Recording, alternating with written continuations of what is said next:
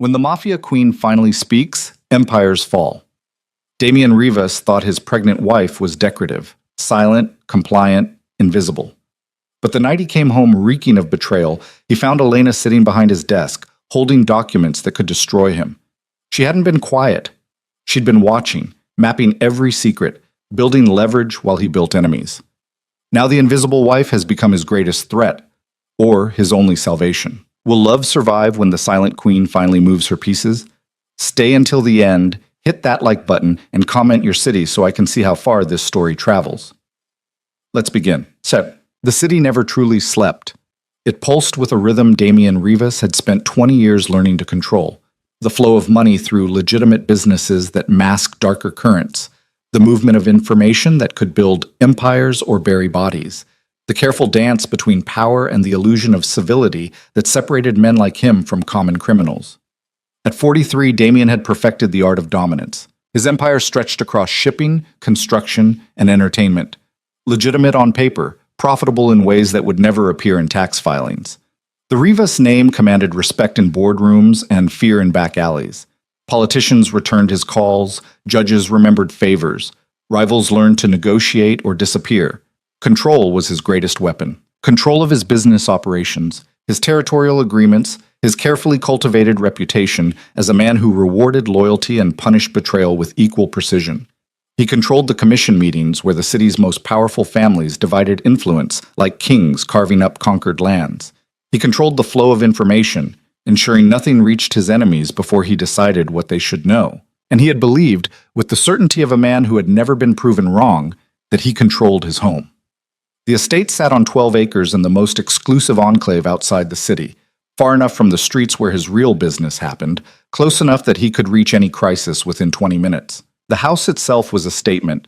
Mediterranean architecture with modern security, walls that looked decorative but could withstand small arms fire, windows that appeared welcoming but were bulletproof. Every entrance was monitored, every staff member vetted through 3 layers of background investigation. It was a fortress dressed as a home, which was precisely how Damian preferred it. He had purchased it 6 years ago, shortly before marrying Elena Castellano, in a union that united 2 old families and strengthened his position on the commission. The Castellanos had been one of the original 5 families before her father's death. Their influence diminished, but their connection still valuable. The marriage had been strategic, beneficial to both sides. Elena brought legitimacy, old money respectability, ties to families who remembered when the Rivases were nobody. In return, she received protection, security, the kind of life her family could no longer provide after her father's empire crumbled. It had seemed like a fair exchange. She was beautiful in that understated way Damian preferred. Dark hair usually pulled back simply, brown eyes that seemed to observe more than participate, delicate features that looked good in photographs but didn't demand constant attention. She dressed elegantly but not ostentatiously, spoke when appropriate but never dominated conversation, attended the events his position required without complaint. The perfect Mafia wife. Decorative, compliant, invisible when he needed privacy, present when he needed the appearance of family. She had never given him trouble, never questioned his absences or his business, never demanded explanations or made scenes. After 6 years of marriage, Damian had stopped really seeing her as a separate person with her own thoughts. She had become simply part of the household infrastructure, as reliable and unremarkable as the security system. When she told him 3 months ago that she was pregnant, he had accepted the news with the same detached approval he might show for a successful business acquisition. An heir would be useful eventually. It would satisfy his mother, who had been pressuring him about legacy for years.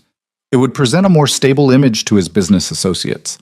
He had patted Elena's hand, told her to take care of herself, and returned to more important matters. That had been his first mistake. His second was underestimating how much a silent woman sees.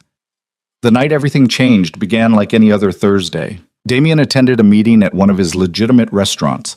Construction contracts that needed finalizing, shipment schedules that required his personal approval, territorial negotiations with the Korsakov family about their expanding interests in the port district, business that required his attention, his presence, his authority.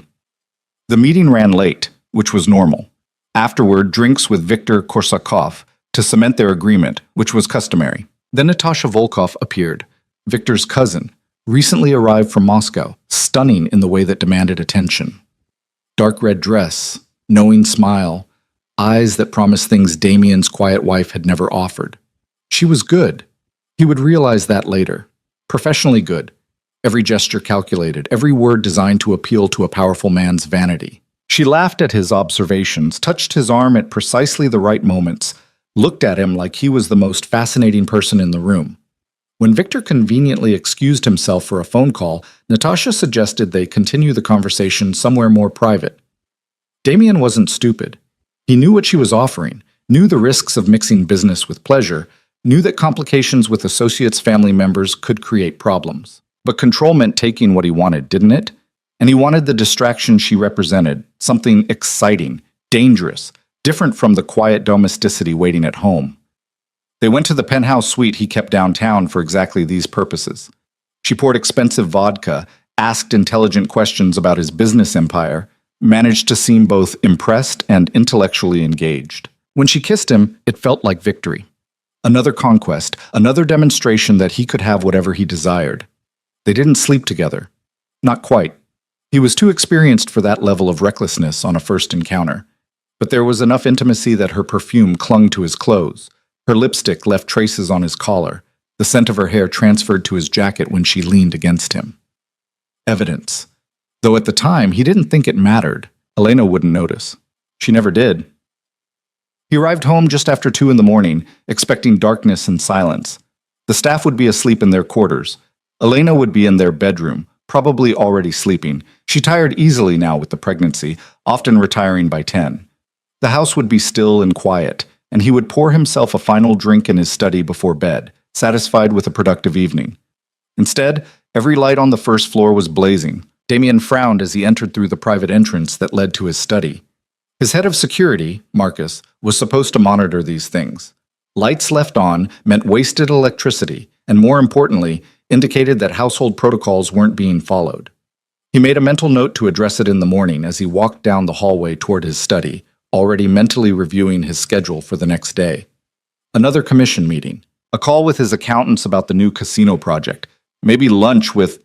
He stopped in the doorway of his study. Elena was sitting behind his desk, not in one of the visitor chairs where she might occasionally sit while he worked, making small talk about dinner parties or charity events. Behind his desk. In his chair. The leather executive chair that cost more than most people's cars, positioned at the center of command in his private domain. She wore a simple black dress, her dark hair loose around her shoulders in a way he couldn't remember seeing before. Her hands were folded calmly on the desk surface. In front of her sat a stack of manila folders and a crystal tumbler filled with what looked like his private reserve whiskey. "You're awake," he said, his tone carrying just enough edge to remind her that this was irregular. Wives didn't wait up like this. They didn't sit in his private space uninvited. "I've been expecting you." Elena's voice was steady, conversational, as if they were discussing the weather. "We need to talk." Something in her tone made him pause. In 6 years of marriage, Elena had never said those words. She didn't demand conversations. She accepted his schedule, his priorities, his time when he chose to give it. Damien stepped fully into the room, closing the door behind him. "It's late, Elena. Whatever this is about can wait until morning." "No," she said simply. "It can't." The contradiction was so unexpected that he actually looked at her, really looked at her, perhaps for the first time in months. Her face was calm, almost serene. No tears, no trembling, no signs of the emotional breakdown he might have expected if she'd somehow learned about Natasha. Instead, she looked powerful, like she belonged in that chair. "You smell like expensive perfume," Elena observed, her tone still conversational. "Chanel number 5, unless I'm mistaken. You've never bought me Chanel. I wear Dior." She paused, taking a small sip of the whiskey. "You also have lipstick on your collar. A shade called Moscow Nights, if the color is accurate. Not sold in this country. Imported exclusively through certain Russian channels." Damien felt the first stirring of something that wasn't quite concern yet, but wasn't comfort either. "Elena, please sit." She gestured to one of the visitor chairs facing the desk. "We have a great deal to discuss, and you'll want to be comfortable." He didn't sit. He stepped closer to the desk instead, letting his physical presence remind her who held power in this room. "I don't know what you think you're doing, but you need to stop. Now. This is my study, my desk." Your empire, Elena finished for him. She opened the first folder, turning it so he could see the contents. Built on shipping contracts that move more than legal cargo. Construction permits that somehow bypass environmental regulations. Entertainment venues that launder money through inflated ticket sales and rigged gambling operations. Damien's blood went cold. Those documents shouldn't exist outside his most secure safe, the kind of safe only 3 people knew how to access: himself, his lawyer, and his accountant. Where did you get those? His voice dropped to the dangerous quiet that usually preceded violence. I've always had them, Elena said calmly. Among other things, did you know your accountant has a gambling problem? He visits the Sapphire Casino every Tuesday and Thursday, loses on average $15,000 a night. He's in debt to the Moretti family for close to $400,000. She opened another folder. Your lawyer has a mistress in the city. She's 19, works at the downtown Starbucks, thinks he's a venture capitalist. He pays her rent and tuition. His wife doesn't know. Neither does the bar association that granted him his license. Damien's hands curled into fists. What is this? Blackmail? Information, Elena corrected. The kind I've been collecting since before we married. My father taught me many things before he died, Damien. One of them was that invisible women see everything. She stood, moving around the desk with the careful grace of her pregnancy, carrying another folder. But we're not here to discuss your accountant or your lawyer. We're here to discuss Natasha Volkov. The name hung in the air between them.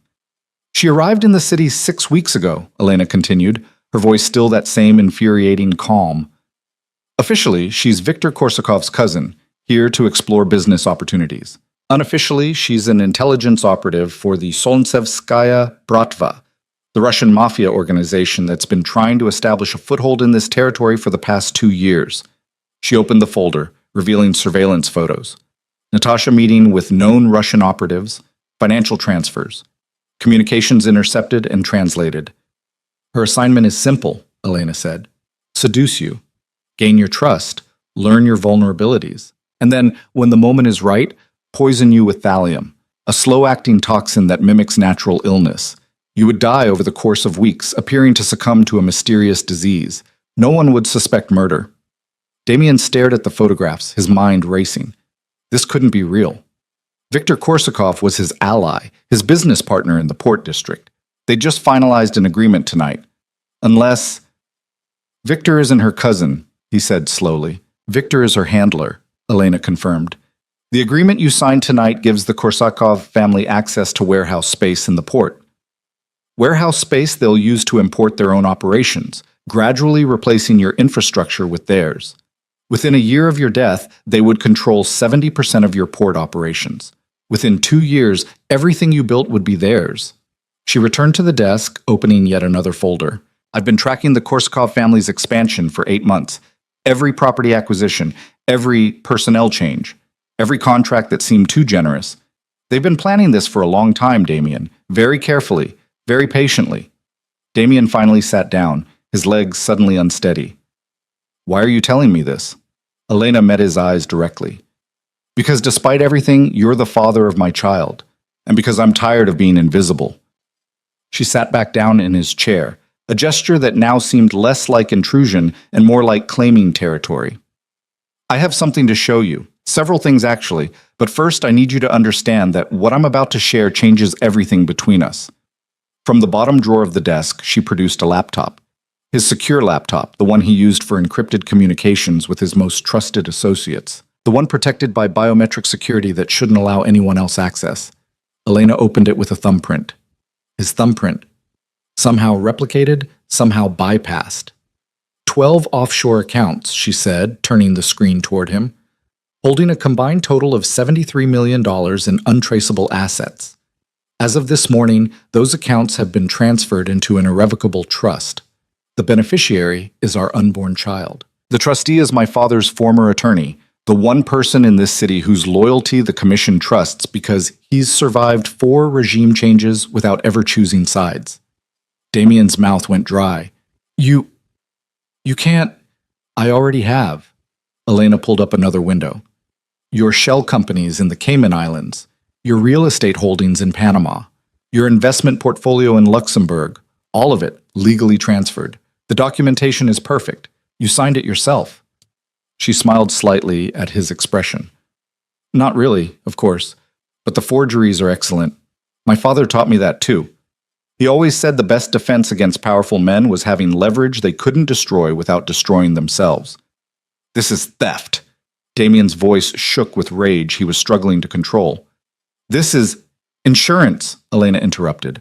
Because here's what's going to happen next, Damien. You're going to sit there and listen to everything I know about your empire, your enemies, and your allies. You're going to understand exactly how much I've seen while you thought I was invisible. And then you're going to make a choice. She leaned forward. You can try to fight me. Take this to court, to the commission, to whatever authority you think will side with you. But if you do, every piece of information in these folders becomes public. Your accountant's gambling debts, your lawyer's 19-year-old mistress, the real source of your construction permits, the identities of every judge and politician you've bought. Everything. Or, she continued, you can accept that your invisible wife has become your most valuable asset, because I didn't just steal your money, Damien. I protected it. The Korsakovs can't access what they can't find. Their plan to dismantle your empire fails if your assets are secured before you die. Damien tried to process what he was hearing. You're saying, you're protecting me? I'm saying I'm protecting our child's inheritance, Elena corrected, which requires keeping you alive and in power, at least until we resolve this particular threat. She closed the laptop. But I'm also saying that things change between us starting now. I'm not decorative anymore. I'm not compliant. I'm not invisible. I am your partner in this empire, whether you like it or not, because I have information you need, resources you didn't know existed, and leverage over people you trust. You're blackmailing me, Damien said flatly. I'm negotiating, Elena replied. There's a difference. Blackmail is one-sided. This is an offer of alliance. You give me equal standing in your organization. You consult me on major decisions. You acknowledge publicly that I'm not just your wife, but your partner. In return, I help you survive the Korsakov takeover attempt and strengthen your position on the commission. She stood again, carrying the folders to the front of the desk. You have until tomorrow night to decide. The commission gala is in 48 hours. Natasha will be there. Victor is bringing her as his guest. She'll make her move soon, either at the gala or shortly after. You need to be ready. And if I refuse? Damien asked. Elena smiled. It wasn't a warm smile. It was the smile of someone holding all the cards and knowing it. Then you'll wake up one morning very sick, and I'll be a very wealthy widow raising our child on the fortune you thought you controlled. She walked toward the door, then paused. Oh, and Damien? I'm keeping this study. Consider the master bedroom yours alone from now on. I've moved my things to the east wing. We'll maintain appearances in public, but privately, we're establishing new boundaries. You can't just... I already did. She opened the door. Sleep well. We have a lot to plan tomorrow. Then she was gone, leaving him alone in his study that no longer felt like his, staring at folders full of information his silent wife had collected while he thought she noticed nothing. Damien sat in the visitor chair for a long time after she left, his mind spinning through scenarios and calculations. His first instinct was to call his security, have her detained, seize the documents, reassert control through force. But even as he reached for his phone, he knew it wouldn't work. She'd been too careful, too thorough. She said the trust documents were already filed, which meant they were beyond his reach. And if she really had dirt on his accountant and lawyer, if she really had intercepted his encrypted communications, how long had she been planning this? And what else did she know that she hadn't revealed yet? He thought about Natasha, about the evening he'd just spent with her. Every moment replayed in his mind with new context. Her questions that seemed flattering but were actually intelligence gathering. Her touches that felt like attraction but were probably manipulation. The way Victor had conveniently left them alone. Had he really been that obvious? That easy? The thought burned. Damian Rivas wasn't a man who got played. He was the one who orchestrated, who controlled, who saw 3 moves ahead. Yet apparently his own wife had been watching him for years, building leverage, preparing for this exact moment. And he'd noticed nothing. He looked at the folders spread across his desk. Elena had left them there, deliberately. A demonstration. These were just samples of what she had collected. The real question was how much more information existed that she hadn't shown him. Slowly, Damien reached for the first folder. If he was going to make a decision by tomorrow night, he needed to understand exactly what his invisible wife had become. The night stretched on as he read. Financial records that shouldn't exist. surveillance reports on people he thought were loyal, transaction records that revealed patterns he'd missed, conversation transcripts from meetings he'd thought were private. It was comprehensive, devastating, professional. This wasn't the work of an angry spouse looking for leverage in a divorce. This was the work of someone who understood power at a fundamental level, someone who had been trained.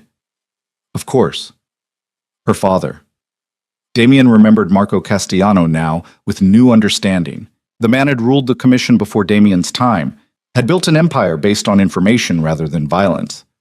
He'd been known for knowing everyone's secrets, for having leverage over every rival, for surviving assassination attempts by staying 3 steps ahead. And he'd had 6 years with his daughter before his death. 6 years to teach her everything he knew. Elena hadn't been learning to be a Mafia wife during those years.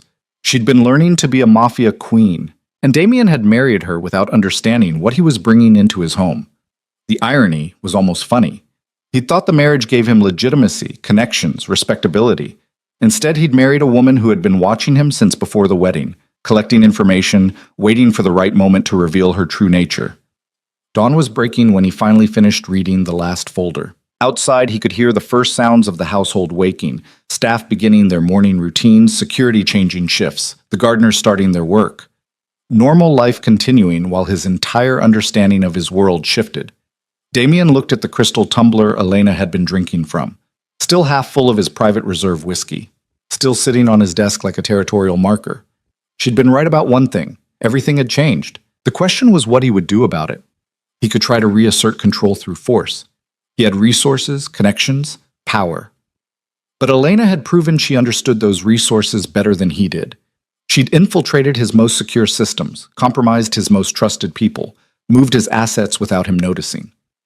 Fighting her would be fighting someone who knew all his vulnerabilities while he was still discovering hers. Or he could accept her offer, acknowledge her as a partner, give her the power she was demanding in exchange for her knowledge and protection. The thought grated against everything Damien believed about control and dominance. Partners meant compromise. Equals meant shared authority. It meant admitting that his silent wife had outmaneuvered him. But it also meant surviving the Korsakov threat. It meant having access to information he clearly needed. It meant having an ally who had already proven she could operate at the highest levels of the game. His phone buzzed. A message from Viktor Korsakov. Enjoyed last night. Natasha was very impressed. Looking forward to the gala. Our future is bright, my friend. Damien stared at the message. Our future. Victor's future, built on Damien's corpse. Elena had saved his life by revealing the plot. Whether out of genuine concern or purely for practical reasons, didn't change that fact. He poured himself a drink from the decanter on his desk, then poured a second glass, carried both toward the door. Walked through the quiet house to the east wing, Elena's new quarters. He knocked, waited. She answered after a moment, wearing a silk robe, her hair still loose. She looked tired but alert, like she'd been expecting him. Damien offered her one of the glasses. We need to talk, he said. About the gala, about Natasha, about the commission, about everything. Elena took the glass, studied his face for a long moment, then stepped aside to let him enter. Yes, she said quietly. We do. As the sun rose over the estate, illuminating the grounds in golden light, Damien Rivas began the process of learning who his wife really was, and understanding that the woman he'd thought was invisible had been the most dangerous person in his house all along. Elena's sitting room in the east wing was smaller than the master suite but carefully appointed. Antique furniture that had belonged to her mother, bookshelves lined with volumes in multiple languages, a desk positioned near the window with a view of the gardens. It was the first time Damien had been in this room since the renovation 6 years ago. And he realized with uncomfortable clarity that he'd never bothered to learn what his wife did with her private space. She settled into one of the armchairs, cradling the whiskey glass against her chest, her other hand resting protectively over the curve of her pregnancy. The morning light caught the exhaustion in her face, dark circles under her eyes, a tightness around her mouth that suggested she hadn't slept either. How long? Damien asked, remaining standing. How long have you been planning this? Since before we married, Elena said simply. My father warned me that the Rivas family was ambitious, dangerous, and that you specifically were someone who controlled everything around you. He told me that if I married you, I would need insurance. She took a small sip of whiskey. So he taught me.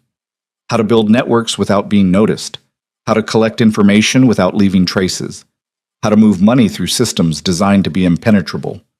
He spent the last year of his life preparing me for this world, Damien, not as a victim in it, but as a player.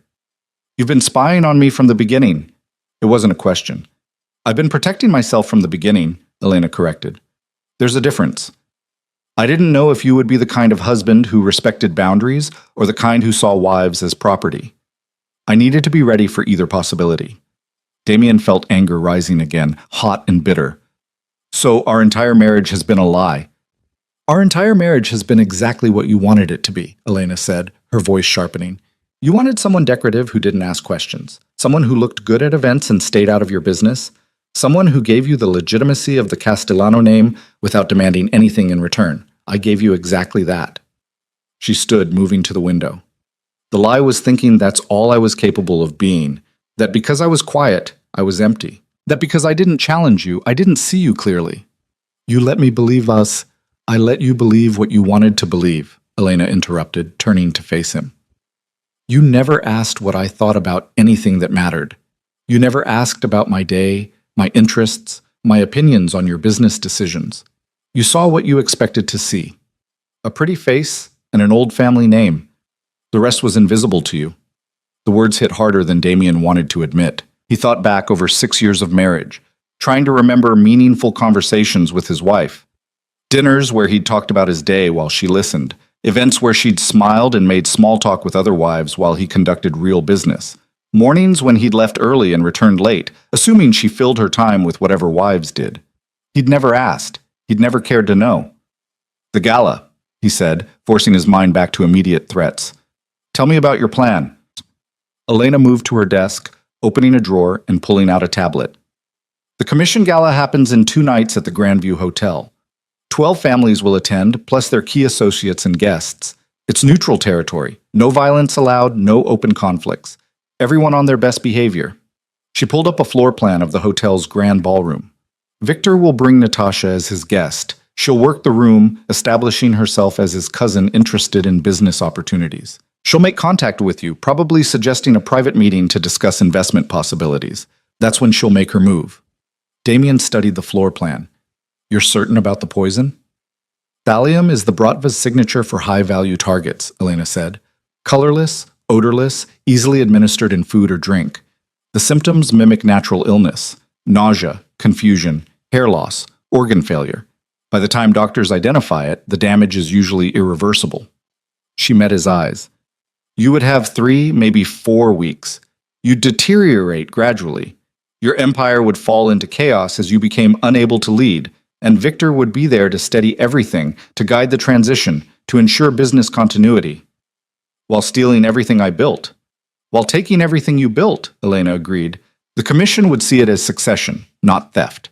A tragedy, but a necessary transition. By the time anyone questioned the speed of the Korsakov expansion, it would be too late to stop it. Damien felt cold rage settling into his chest. Victor had smiled at him tonight, poured drinks, talked about their bright future together, all while planning murder. So we expose him, Damien said.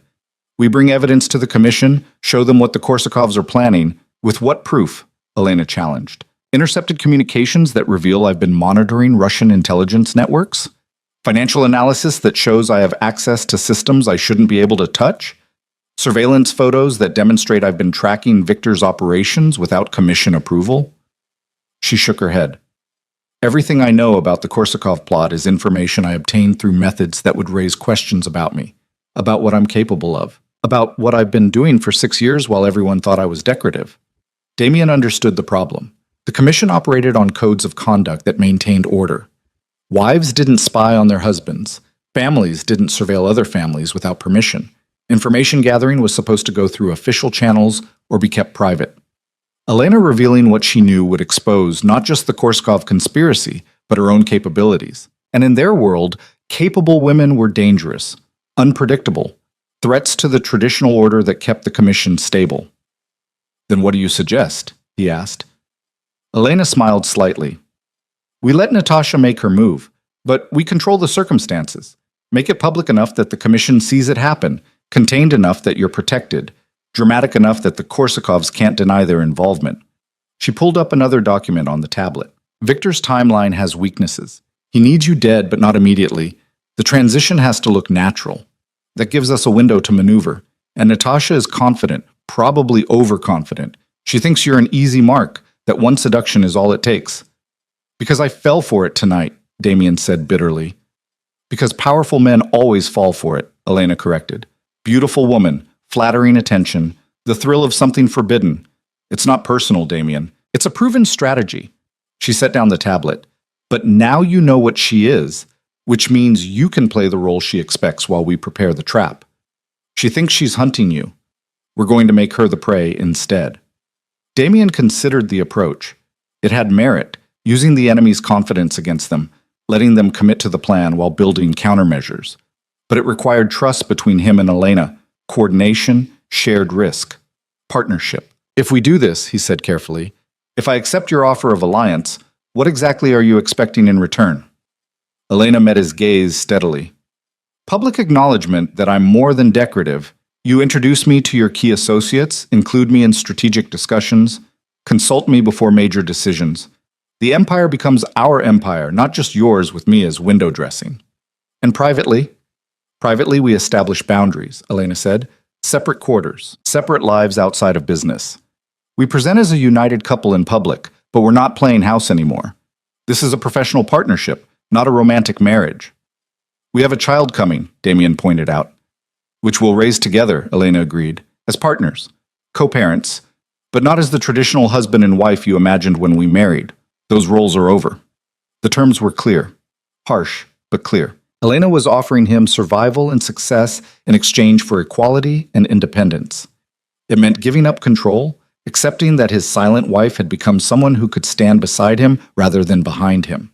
It also meant admitting that he needed her, that his empire had vulnerabilities he hadn't seen, threats he hadn't anticipated, weaknesses she had identified while he'd been too arrogant to notice.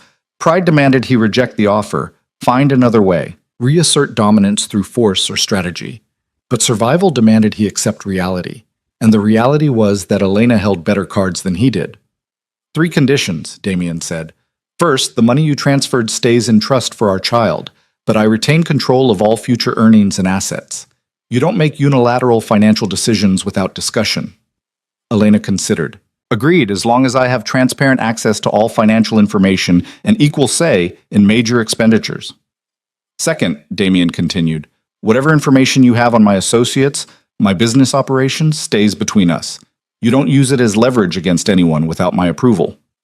Agreed, with the same reciprocal protection, Elena said. You don't take actions that expose me or my sources without discussion first. Third, Damien said, this alliance is exclusive. You're not building power bases separate from me, not making deals with other families behind my back. We're partners or we're nothing. Elena held his eyes for a long moment. Agreed. But that works both ways, Damien. No more Natashas, no more mistresses or distractions that create vulnerabilities. If we're building something together, we can't have outside complications weakening our position. It was fair, brutally fair. She was asking for the same loyalty and commitment she was offering. Damien extended his hand. Partners. Elena shook it firmly. Partners. The agreement hung between them, fragile and new. 6 years of marriage had ended in a single conversation. What replaced it was uncertain, undefined, built on necessity rather than affection. But as Damien looked at his wife, really looked at her, seeing the intelligence and calculation behind eyes he'd thought were merely decorative, he realized this might be the most honest relationship he'd ever had. Now, Elena said, releasing his hand and returning to her tablet, let's plan how to destroy the Korsakovs. They worked through the morning, building strategy like generals planning a campaign. Elena outlined what she knew about Victor's operations, his key lieutenants, his financial vulnerabilities. Damien contributed his understanding of commission politics, the power dynamics between families, the formal and informal rules that governed their world. It was the first real conversation they'd ever had. And despite everything, despite the anger and resentment and shock, Damien found himself impressed. Elena's mind worked differently than his. Where he thought in terms of force and direct confrontation, she thought in terms of information and manipulation. Where he planned to dominate, she planned to control through knowledge. The gala itself is the key, Elena explained. Victor needs to establish Natasha publicly as his cousin, someone with legitimate business interests. That gives her cover for future meetings with you, explains why she's in the city, creates the social foundation for the relationship he wants her to build. She pulled up guest lists and seating arrangements.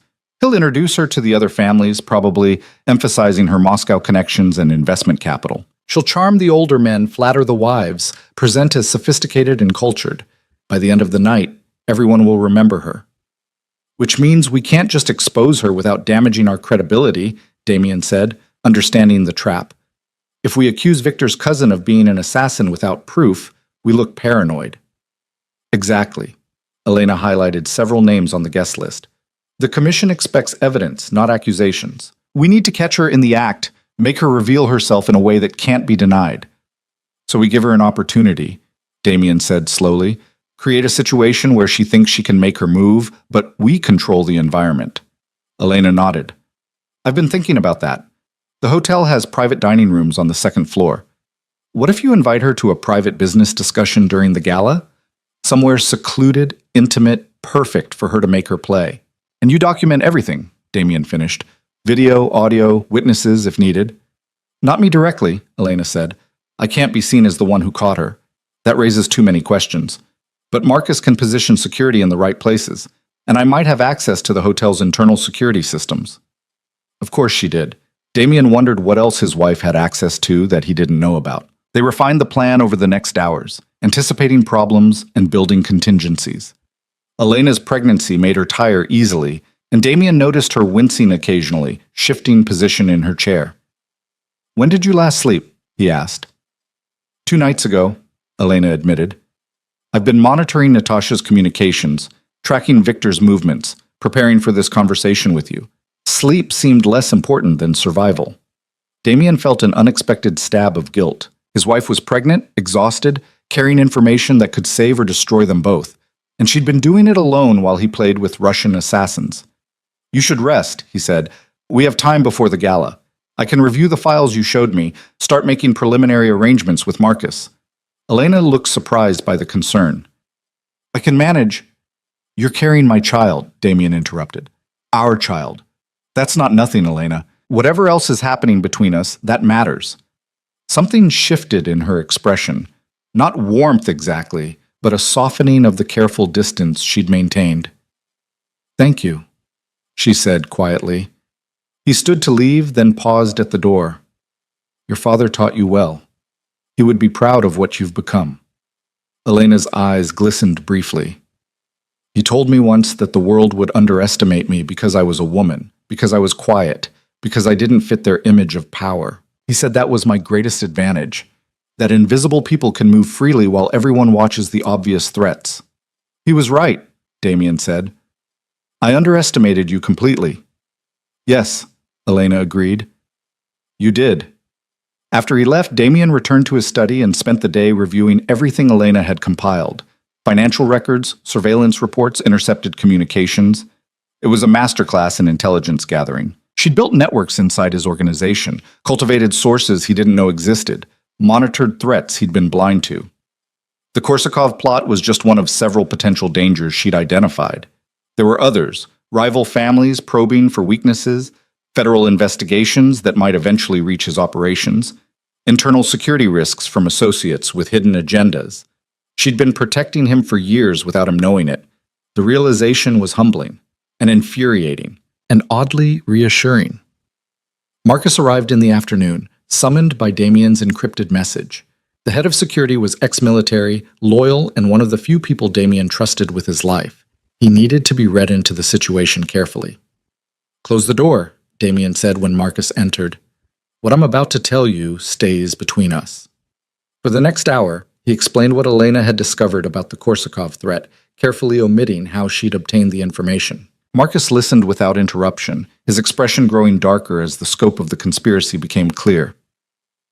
Victor's been in your home, Marcus said finally. He's met your wife, seen your security arrangements, mapped the estate. If he's planning what you're suggesting, he knows exactly how to penetrate our defenses. Which is why we're not waiting for him to make a move here, Damien said. The gala gives us neutral territory and witnesses. but I need you to coordinate security without making it obvious. Can you position cameras in the second-floor dining rooms, audio surveillance that can't be detected? Marcus thought for a moment. The hotel uses our security company for their high-profile events. I can have my people install additional monitoring in the private rooms, disguised as routine upgrades. But if Victor's people are watching, they might notice unusual activity.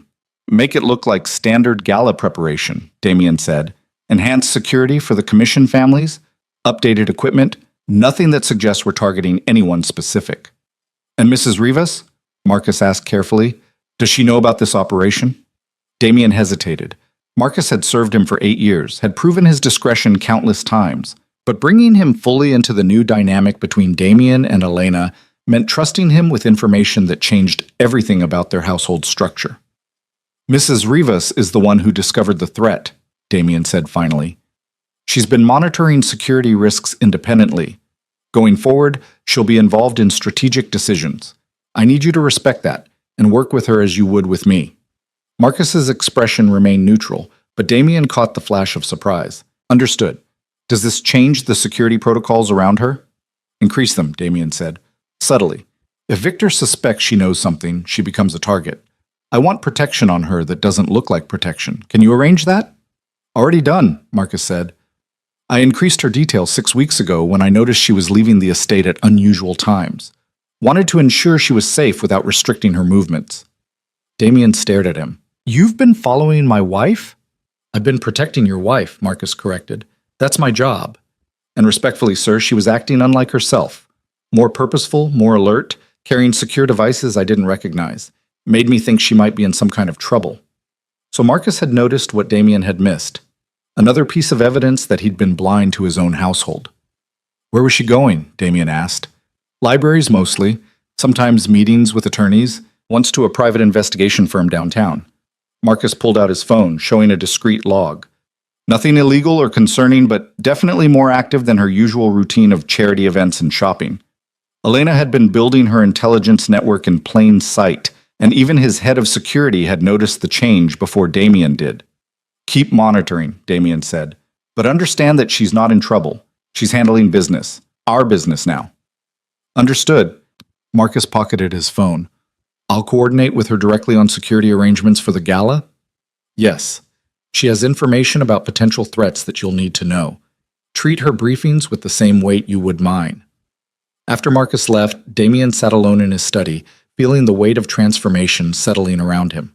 His empire was changing shape, expanding to include a partner he'd spent 6 years ignoring. The comfortable certainty of total control was gone, replaced by something more complex and unpredictable, but also, possibly, stronger. The next day passed in careful preparation. Damien met with his key lieutenants, ensuring they would be positioned strategically at the gala. He confirmed the commission's security protocols with the other family heads, making sure the neutral ground rules would be enforced. He reviewed financial records, identifying which of his assets might be vulnerable if the Korsakov plot succeeded. Elena spent the day in her quarters, occasionally emerging to consult with Marcus or review details of the security arrangements. Damien noticed the way his staff had started to treat her differently, with more deference, more attention, more awareness that she was someone who mattered beyond her decorative role. Word was spreading through the household that Mrs. Rivas was not what she seemed. The evening before the gala, Damien received a message from Victor. Looking forward to tomorrow night. Natasha is very excited to meet more of your associates. I think you'll find her quite impressive. We should discuss the warehouse situation further. I have some additional ideas about expansion. The casual confidence in the message made Damien's blood boil. Victor thought he'd already won, that Damien was walking blindly into the trap. He typed a careful response. Looking forward to it as well. Always interested in discussing opportunities with capable people. See you tomorrow. Let Victor think everything was proceeding according to plan. That night, Damien found himself walking through the house, unable to sleep. He ended up in the east wing, standing outside Elena's door. Light showed beneath it. She was awake too. He knocked softly. Elena opened the door in a silk nightgown, her hair in a loose braid. She looked young like this, vulnerable in a way she never allowed during their business discussions. Can't sleep either? She asked. Too much to think about, Damien admitted. Tomorrow changes everything, one way or another. Elena stepped aside, letting him enter. Her sitting room was dimly lit by a single lamp, paper spread across her desk from whatever she'd been working on. "I've been thinking about what happens after," she said. "Assuming we survive the gala and expose the Korsakovs, assuming the Commission stands with us against the Bratva threat, what comes next?" "We consolidate power," Damien said automatically. "Strengthen our position, ensure no one else sees us as vulnerable." "We also become targets," Elena countered. "The Bratva doesn't forgive public humiliation. If we expose Natasha and Victor, we're declaring war on the entire organization. They'll retaliate." She moved to the window, looking out at the grounds. "My father used to say that the problem with winning battles is that you still have to survive the peace. Enemies you defeat publicly become martyrs. Better to defeat them quietly, make them disappear without anyone knowing you were involved." "You're saying we should handle this differently?" Damien asked. "I'm saying we need to think beyond tomorrow night," Elena said. "Exposing the Korsakovs satisfies our immediate need for safety and sends a message to the Commission. But it also burns bridges with the Russian families, creates long-term security problems, and positions us as aggressive rather than defensive." She turned to face him. "What if there's a way to neutralize the threat without open warfare? Make Victor withdraw on his own? Make the Bratva decide we're not worth the risk?" Damien considered the suggestion. It aligned with Elena's preference for manipulation over confrontation, information over force, but he couldn't see the angle. "What are you proposing?" he asked. "I'm not sure yet," Elena admitted, "but I think we should be prepared to pivot tomorrow night. Depending on how things unfold, we might have options beyond just exposing Natasha publicly." She returned to her desk, pulling up files on her tablet. "I've been researching Victor's position within the Korsakov family. He's not the head. His uncle Mikhail controls their operations from Moscow. Victor's been pushing for expansion into our territory as a way to prove himself, to establish his own power base. So if he fails publicly, his uncle loses confidence in him," Damien said, seeing where she was going. "More than that," Elena said. "If we can make it look like Victor's plan was exposed because of his own incompetence, because he underestimated us or made strategic mistakes, Mikhail might decide his nephew is a liability. The Bratva has its own internal politics. They might handle Victor for us." It was clever, ruthless, exactly the kind of indirect strategy that would minimize their risk while achieving the same goal. "You're talking about turning Victor into a cautionary tale," Damien said. "I'm talking about making him someone else's problem," Elena replied. "We survive, we demonstrate strength, but we do it in a way that makes the Bratva pull back rather than escalate." She met his eyes. "But it requires careful execution tomorrow night. We can't just expose the plot. We have to expose it in a way that makes Victor look incompetent, sloppy, unworthy of the resources his uncle invested in this operation."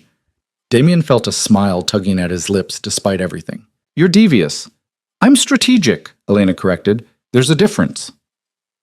They talked into the early morning hours, refining approaches, building contingencies, exploring possibilities neither of them would have considered alone.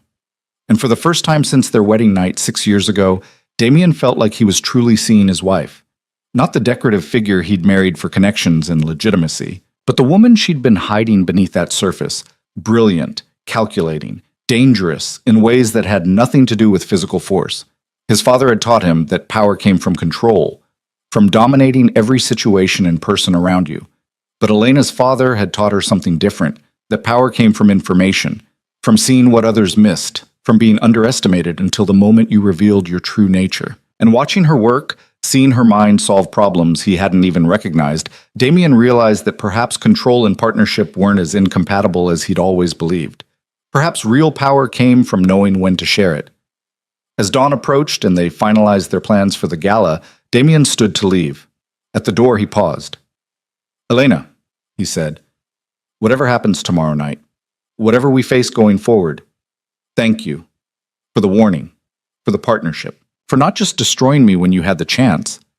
Elena's expression softened slightly. "I told you, Damien, despite everything, you're the father of my child, and I'm not interested in ruling ashes. I'd rather build something that lasts." She placed a hand on her stomach.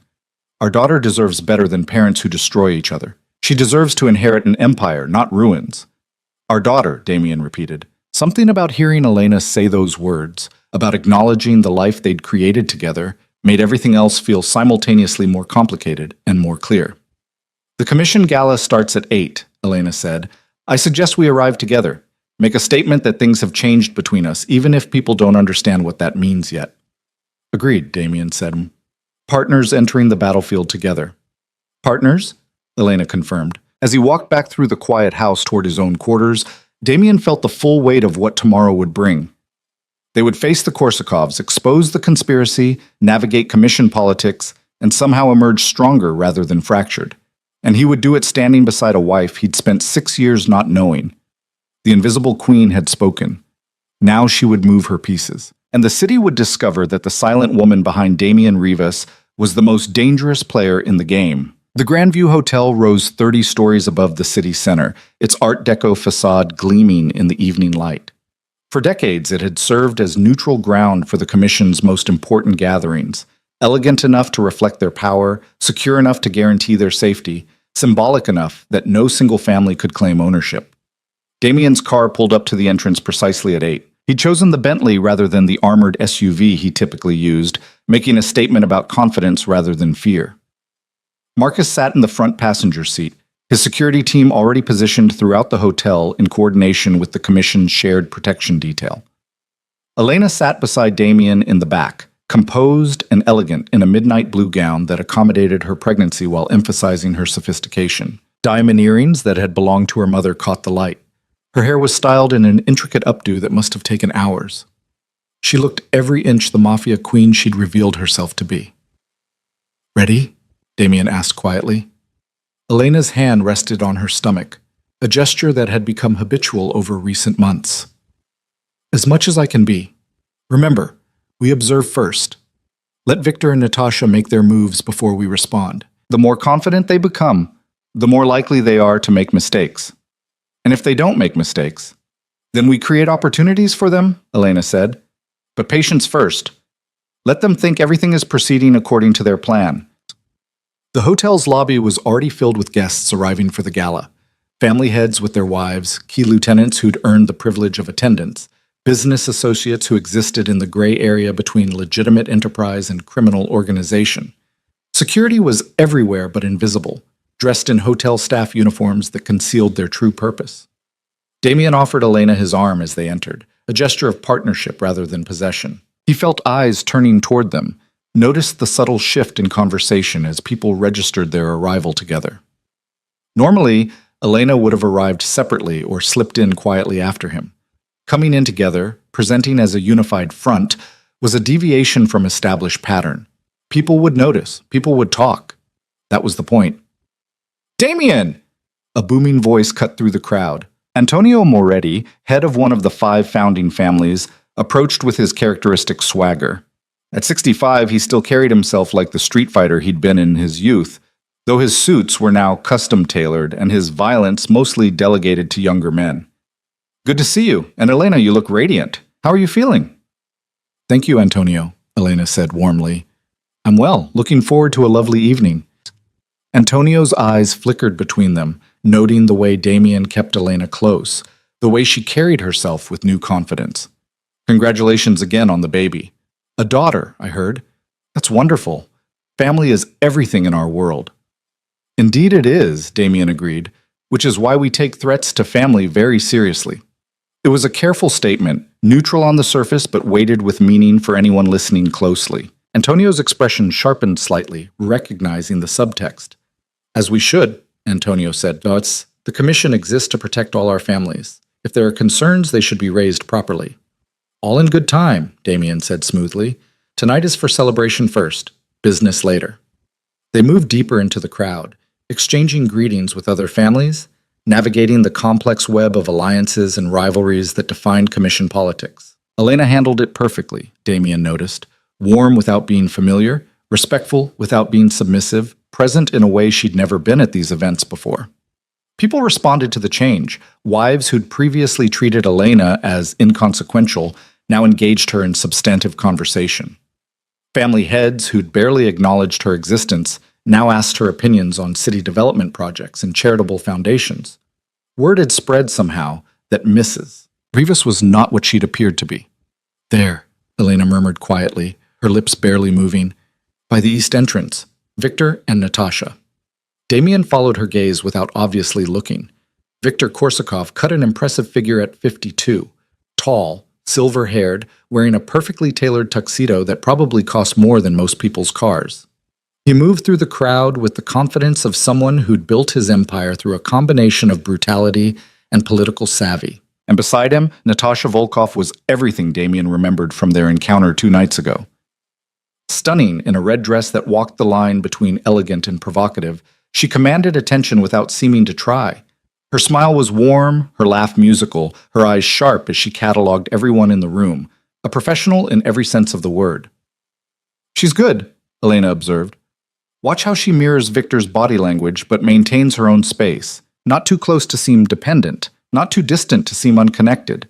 She's establishing herself as an independent player while still being associated with his power." Damien saw it now that Elena pointed it out. The subtle choreography of their entrance, the way Natasha engaged with other guests while always remaining aware of Victor's position, the calculated balance of sophistication and accessibility she projected. "How do you want to play this?" he asked. "Let them come to us," Elena said. "Victor will want to make formal introductions, establish Natasha's credentials publicly. We accept graciously, show no suspicion. You express interest in her investment opportunities. I play the curious wife, charmed by her stories about Moscow. We give them exactly what they expect." Within minutes, Victor was making his way toward them, Natasha at his side. His smile was broad, genuine seeming, the smile of a man among friends and allies. "Damien, my friend," Victor clasped his hand firmly. "And the lovely Elena. How wonderful you both look tonight. Please allow me to introduce my cousin, Natasha Volkov. She's recently arrived from Moscow and is exploring business opportunities in our city." Natasha extended her hand to Damien first, her grip confident without being aggressive. "Mr. Rivas, I've heard so much about your success. It's an honor to finally meet you." "The pleasure is mine," Damien said, playing his role. "Victor speaks highly of your business acumen. Always happy to meet someone with fresh perspectives on our city's potential." Natasha turned to Elena, her smile shifting to something warmer, more personal. "And you must be Elena. Victor mentioned you're expecting your first child. How exciting. I hope you're feeling well." "Thank you, I am," Elena said, her tone friendly but measured. "And what brings you to our city specifically? Moscow must offer considerable opportunities of its own." "Oh, it does," Natasha agreed. "But there's something about American enterprise, the way you build empires here, that fascinates me. In Russia, everything is so structured. Here, there's more room for innovation, for creative approaches to traditional businesses." It was a pitch, carefully crafted to appeal to both Damien's ego and his business interests. The suggestion that Natasha saw American methods as superior, that she wanted to learn from them, that she represented access to Russian markets and capital. "I'd love to hear more about your interests," Damien said. "Perhaps we could arrange a meeting to discuss potential partnerships. I'm always looking for opportunities to expand into new markets." "I would enjoy that very much," Natasha said, her eyes holding his just a fraction longer than strictly professional. "Victor mentioned you have excellent instincts for profitable ventures. I'm eager to learn from someone with your experience." Elena's hand tightened almost imperceptibly on Damien's arm. A warning or a reminder to stay focused, he wasn't sure which. "Perhaps tomorrow?" Victor suggested. "Natasha's staying at the hotel this weekend. You could meet for coffee, discuss possibilities in a more relaxed setting." "Tomorrow might be difficult," Damien said carefully, "but I'm hosting a small gathering in one of the private dining rooms later tonight, after the formal program concludes. Just a few key associates discussing some new development projects. If you're interested, Natasha, you'd be welcome to join us." He felt Elena's subtle approval in the way she relaxed slightly against him. They discussed this approach, creating the opportunity tonight, on their terms, in a controlled environment. Natasha's eyes lit up with what appeared to be genuine pleasure. "I would love that. Thank you for including me." "Excellent," Victor said, satisfaction evident in his voice. "I'm sure you'll find the conversation valuable, Natasha. Damien's development projects are legendary in our industry." They chatted for a few more minutes about inconsequential matters: the hotel's renovations, the commission's charity initiatives, Moscow's brutal winter compared to their city's mild climate. Then Victor and Natasha moved on to work the rest of the room, leaving Damien and Elena to process the encounter. "She took the bait," Damien murmured. "Of course she did," Elena replied. "Private meeting, Powerful man, opportunity to be alone. It's exactly what she was hoping for. Now she'll spend the evening confirming her read on you, making sure you're as interested as you seem preparing for her move. And we'll spend the evening making sure Marcus has everything in place. They separated to work different sections of the crowd. Damien engaged with family heads about commission business, trade agreements, territorial boundaries. Elena moved among the wives, discussing charity projects and social events, building relationships that would matter later. To anyone watching, it appeared to be a typical commission gala: networking, posturing, the careful dance of power and influence. But beneath the surface, pieces were moving into position. Marcus appeared briefly at Damien's side during a transition between conversations. "The Royale room is ready," he said quietly. "Cameras installed in the crown molding, audio in the centerpiece arrangement. Complete coverage, all feeding to secure servers. Mrs. Rivas's contact confirmed the hotel security footage is accessible if needed." "Good," Damien said. "And Natasha's room?" "Monitored as requested. She made 2 encrypted calls earlier this evening. We couldn't break the encryption, but the timing and duration match expected check-ins with handlers." So Natasha was reporting to someone, confirming her progress. That aligned with Elena's intelligence about her being an operative rather than just Victor's cousin. The formal program began at 9. Speeches from commission leaders about unity and prosperity, carefully worded to sound legitimate, while everyone present understood the real meaning. Awards given to members who'd contributed to community development that year. Toasts to families who'd resolved disputes peacefully through commission mediation. It was theater, all of it, but necessary theater that maintained the illusion of civilization over their fundamentally brutal enterprise. Damien noticed Natasha watching him during the speeches, her attention seemingly casual, but consistently returning to his position in the room, building familiarity, creating the sense of connection that would make a private invitation feel natural rather than suspicious. Elena noticed too. "She's establishing the pattern," she whispered during the applause after Antonio Moretti's speech about tradition and honor. "Making sure you're aware she's aware of you, creating anticipation." "Does it bother you?" Damien asked. "Watching her work?" "Should it?" Elena's expression was unreadable. "This isn't about romance or attraction, Damien. It's about survival. And I'm curious to see exactly how she plans to make her move. Professional interest."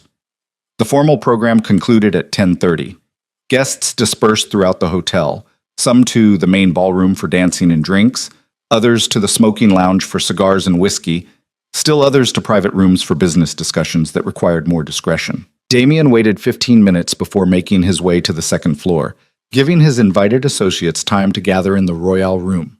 5 men he trusted with sensitive information, not family by blood, but loyal through years of profitable partnership. They would provide the appearance of a legitimate business meeting while also serving as witnesses to whatever happened. The Royale room was smaller than the grand ballroom, but elegantly appointed. Dark wood paneling, crystal chandeliers, a long table set with coffee service and premium liquor.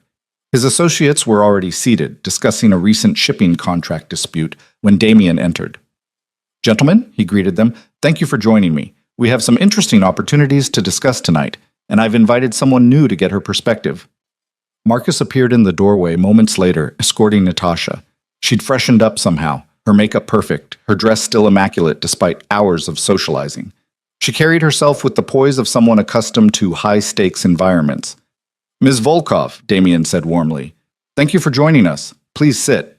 He gestured to the chair beside his at the head of the table. Close enough for intimate conversation, positioned to make her feel like an honored guest rather than a supplicant. Natasha settled gracefully into the seat, accepting a glass of wine from the server. "Thank you for including me, Mr. Rivas. I'm eager to learn about your development projects." For the next hour, they discussed legitimate business, proposed construction in the Port District, real estate opportunities in gentrifying neighborhoods, investment strategies for emerging markets. Natasha contributed intelligently, demonstrating knowledge of international finance and development trends. She was good, Damien admitted to himself. If he hadn't known what she really was, he would have been impressed by her credentials. As midnight approached, the other associates began making their exits. Early morning meetings, family obligations, the usual excuses. Damien had briefed them beforehand to leave gradually, creating the appearance of a meeting winding down naturally, rather than being deliberately orchestrated. Soon, only Damien and Natasha remained in the room. "More wine?" Damien offered, standing to refill his own glass. Please, Natasha said. This has been such a valuable conversation. You have an impressive understanding of market dynamics. Damien poured wine for both of them, aware that somewhere above them, cameras were recording every movement, every word. Marcus would be monitoring from the security office, ready to intervene if needed. You know, Natasha said, accepting her glass, Victor mentioned you might be interested in exploring opportunities in Eastern Europe. The Russian market has been opening up in interesting ways recently. I'm always interested in expansion, Damien said, returning to his seat. Though I'll admit I'm cautious about markets I don't fully understand. The political complexity in Russia seems challenging. It can be, Natasha agreed, but that's where the right partnerships become valuable. Someone who understands both worlds, who can navigate between American business practices and Russian expectations. She leaned forward slightly. Someone like me, for instance. There it was, the opening move. Positioning herself as indispensable, creating the foundation for ongoing contact. That's an interesting proposition, Damien said carefully. What exactly would that partnership look like? Natasha's smile widened. Well, I imagine it would require trust, regular communication, sharing information that might be sensitive, the kind of relationship that goes beyond simple business transactions. Her hand moved to rest on the table near his, not quite touching, but close enough to be suggestive. I find that the best partnerships are built on personal connection as well as professional interests. Don't you agree? Damien felt the trap closing around him, or rather, around her. Everything she was saying, every gesture, every implication was being recorded. Evidence of her approach, her methods, her intent to compromise him. Personal connection certainly matters, he agreed, though I've learned to be careful about mixing business with more intimate arrangements. My wife, for instance, has very clear expectations about professional boundaries. It was a test, a chance to see how Natasha would respond to resistance. Of course, Natasha said smoothly, I completely understand, though in my experience, successful men often appreciate the freedom to make their own choices about their personal lives. And what happens in private business meetings stays private, doesn't it? She lifted her wine glass in a small toast. To profitable partnerships and the discretion that makes them possible. Damien raised his glass but didn't drink. Instead, he set it down carefully and met Natasha's eyes directly. I have a confession to make, he said quietly. This evening hasn't been entirely what it seemed. Natasha's expression flickered, just for a moment, uncertainty crossing her features. I'm not sure what you mean. I mean that I know who you really are, Damien said. Not Victor's cousin, not a legitimate businesswoman exploring investment opportunities. You're Solnsevskaya Bratva, sent here to compromise me, to gather intelligence, and eventually to kill me so Victor can take over my operations. The room seemed to freeze. Natasha's face went carefully blank, her training taking over. That's a very serious accusation, Mr. Rivas. Based on what exactly? Based on intercepted communications between you and your handlers in Moscow, Damien said. Based on surveillance of your actual activities in this city. Based on the thallium you were planning to administer once you'd secured my trust. He stood, moving to the door and opening it. Marcus entered, followed by 2 other security personnel. Based on the fact that my wife is considerably more observant than you anticipated, Damien finished. Natasha's composure cracked slightly. Your wife? The decorative Mrs. Rivas who sits quietly while you conduct business? The same, a new voice said from the doorway. Elena stepped into the room, tablet in hand, looking remarkably composed for someone crashing an interrogation. Though I suspect you underestimated me as thoroughly as my husband once did. She approached the table, setting down the tablet to display surveillance photos. Natasha meeting with known Russian operatives, financial transfers from Bratva accounts, communications in encrypted Russian that had been decoded and translated. You made several mistakes, Elena said conversationally. The most significant was assuming that because I'm quiet, I'm uninvolved. I've been tracking Victor's expansion attempts for 8 months. The moment you arrived in the city, I knew what you were. Natasha's eyes hardened. And yet you let me continue. Why? If you knew, why not expose me immediately? Because exposure requires proof, Elena said. And because we needed to understand the full scope of the operation. How many people were involved, what the timeline was, whether Victor was acting independently or under direct orders from Moscow. She pulled up another file. Thanks to your communications and your activities tonight, we now have comprehensive documentation of the assassination plot, Victor's involvement, and the Bratva's plans to take over port operations. Evidence that will be very interesting to the Commission. Natasha stood abruptly, her hand moving toward her small clutch purse. Marcus was faster, intercepting her before she could reach whatever weapon she carried. I wouldn't, Marcus said calmly, removing a small vial from her purse. Is this the thallium, or were you planning something more immediate for tonight?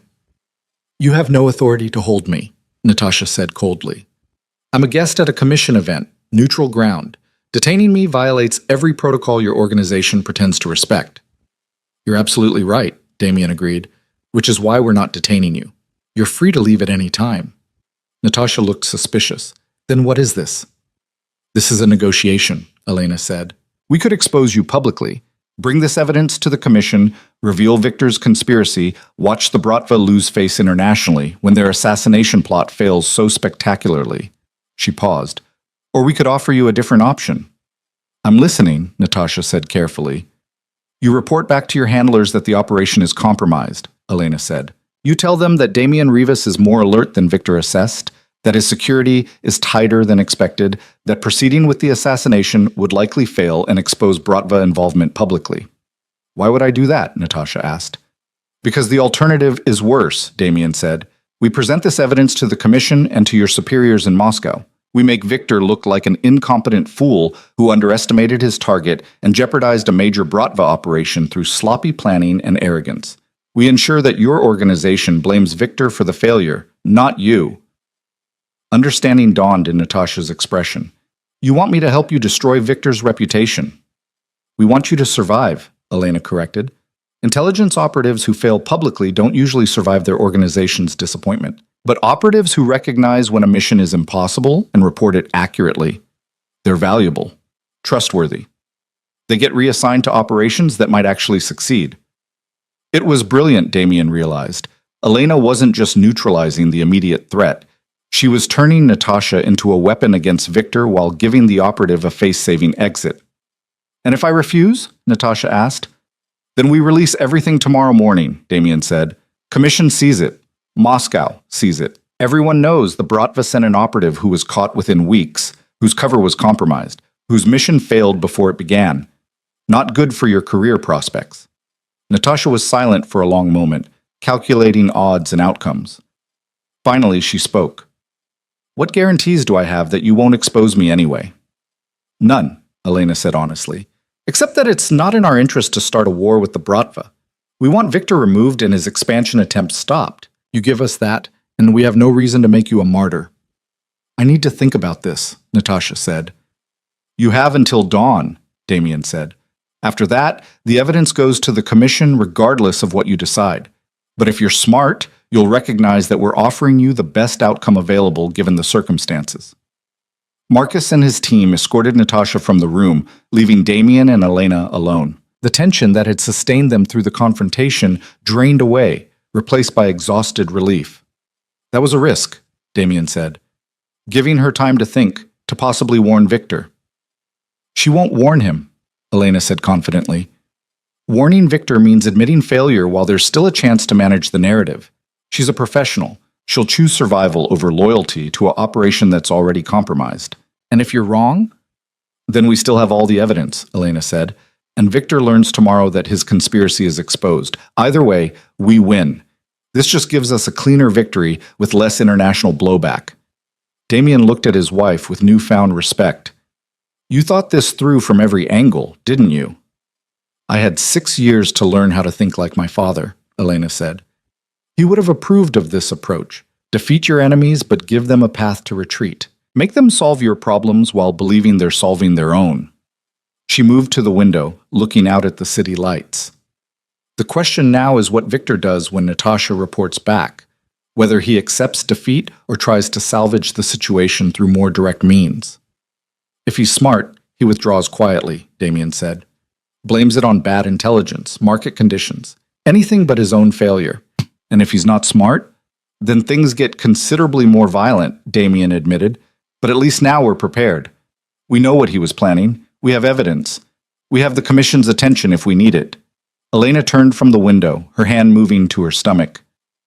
Our daughter will be born into this world, Damien, into this constant calculation of threats and advantages, allies and enemies. Sometimes I wonder if that's fair to her. It was the first time Damien had heard Elena express doubt about their life, about the empire they were building together. We'll protect her, he said. Both of us. We'll teach her what your father taught you, how to see clearly, how to think strategically, how to survive in a world that will underestimate her. And what your father taught you, Elena added, how to project strength, how to command respect, how to fight when necessary. She smiled slightly. Between the two of us, she'll be formidable. Terrifying, more likely, Damien said. The combination of your mind and my determination? The world won't know what hit it. They stood together in the quiet room, watching the city that was their kingdom and their battlefield. The gala continued below them, music and laughter drifting up through the hotel's elegant architecture. The commission families celebrated and schemed, built alliances and planned betrayals, maintained the delicate balance that kept their world functioning. And somewhere in the hotel, Natasha Volkov was making the most important decision of her life, whether to accept the exit Elena had offered or try to fight her way out of a trap that had closed around her before she'd even realized she was the prey. By morning, they would know which path she'd chosen. By morning, everything would change again. But for now, in this moment, Damien stood beside his wife and felt something he hadn't experienced in years. Not control. Something better. Partnership. Natasha's answer came at 4 a.m, delivered through an encrypted message to the secure phone Elena had provided during the confrontation. 3 words in Russian, followed by a detailed report in English, outlining how she would frame the operation's failure to her superiors. Elena read it in her hotel suite. She and Damien had decided to stay at the Grand View rather than return to the estate, maintaining visibility at the commission event while keeping close to the situation. She forwarded the message to Damien's phone, then dressed and walked down the hallway to his room. He answered her knock immediately, already awake, wearing slacks and an undershirt that suggested he'd been pacing rather than sleeping. She accepted, Elena said without preamble. Look at the structure of her report. She's blaming the failure on Victor's faulty intelligence assessment and rushed timeline, making it clear that the operation could have succeeded with proper planning, but was compromised by his eagerness to prove himself to Moscow. Damien scanned the message, his expression hardening as he absorbed the implications. She's not just covering herself. She's actively destroying Victor's credibility with the Bratva leadership. Exactly, Elena confirmed. By tomorrow, Mikhail Korsakov will receive a report explaining that his nephew's American expansion attempt failed because Victor underestimated the target, misread the security situation, and pushed an operative into a compromised position. Every mistake lands on Victor. And Natasha emerges as the professional who recognized the problem and reported it accurately, Damien said, saving the Bratva from further exposure. She's good, Elena admitted. I respect the efficiency. She turned a catastrophic failure into a demonstration of her own judgment and reliability. Damien set down his phone and looked at his wife with something approaching awe. You gave her the exact framework she needed to survive while destroying Victor. How did you know she'd take it? Because I understand what it's like to be underestimated, Elena said quietly. To be seen as decorative, as a tool rather than a person. Natasha is brilliant at what she does, but she's still a woman in a male-dominated organization. She knows that survival means being smarter than everyone around her while making them think they're in control. She moved to the window, watching the pre-dawn darkness beginning to lighten over the city. I gave her respect and a way out. That's more than most men in her position would offer. She recognized the value of both. So what happens now? Damien asked. Victor will know something went wrong when Natasha reports back. He'll realize his plan failed. He'll scramble, Elena predicted. Try to salvage something, maybe attempt a more direct approach. Men like Victor don't accept defeat gracefully. They escalate. As if summoning him through conversation, Damien's phone buzzed with an incoming call. Victor Korsakov's name appeared on the screen. Damien and Elena exchanged a glance. It was 4:30 in the morning. No legitimate reason for Victor to be calling at this hour unless something had shifted dramatically. Answer it, Elena mouthed. Speaker! Damien accepted the call and tapped the speaker button. Victor, this is early, even for us. Victor's voice came through tight with barely controlled anger. We need to talk now. The Sapphire Lounge in 20 minutes. About what? Damien kept his tone neutral, uninflected.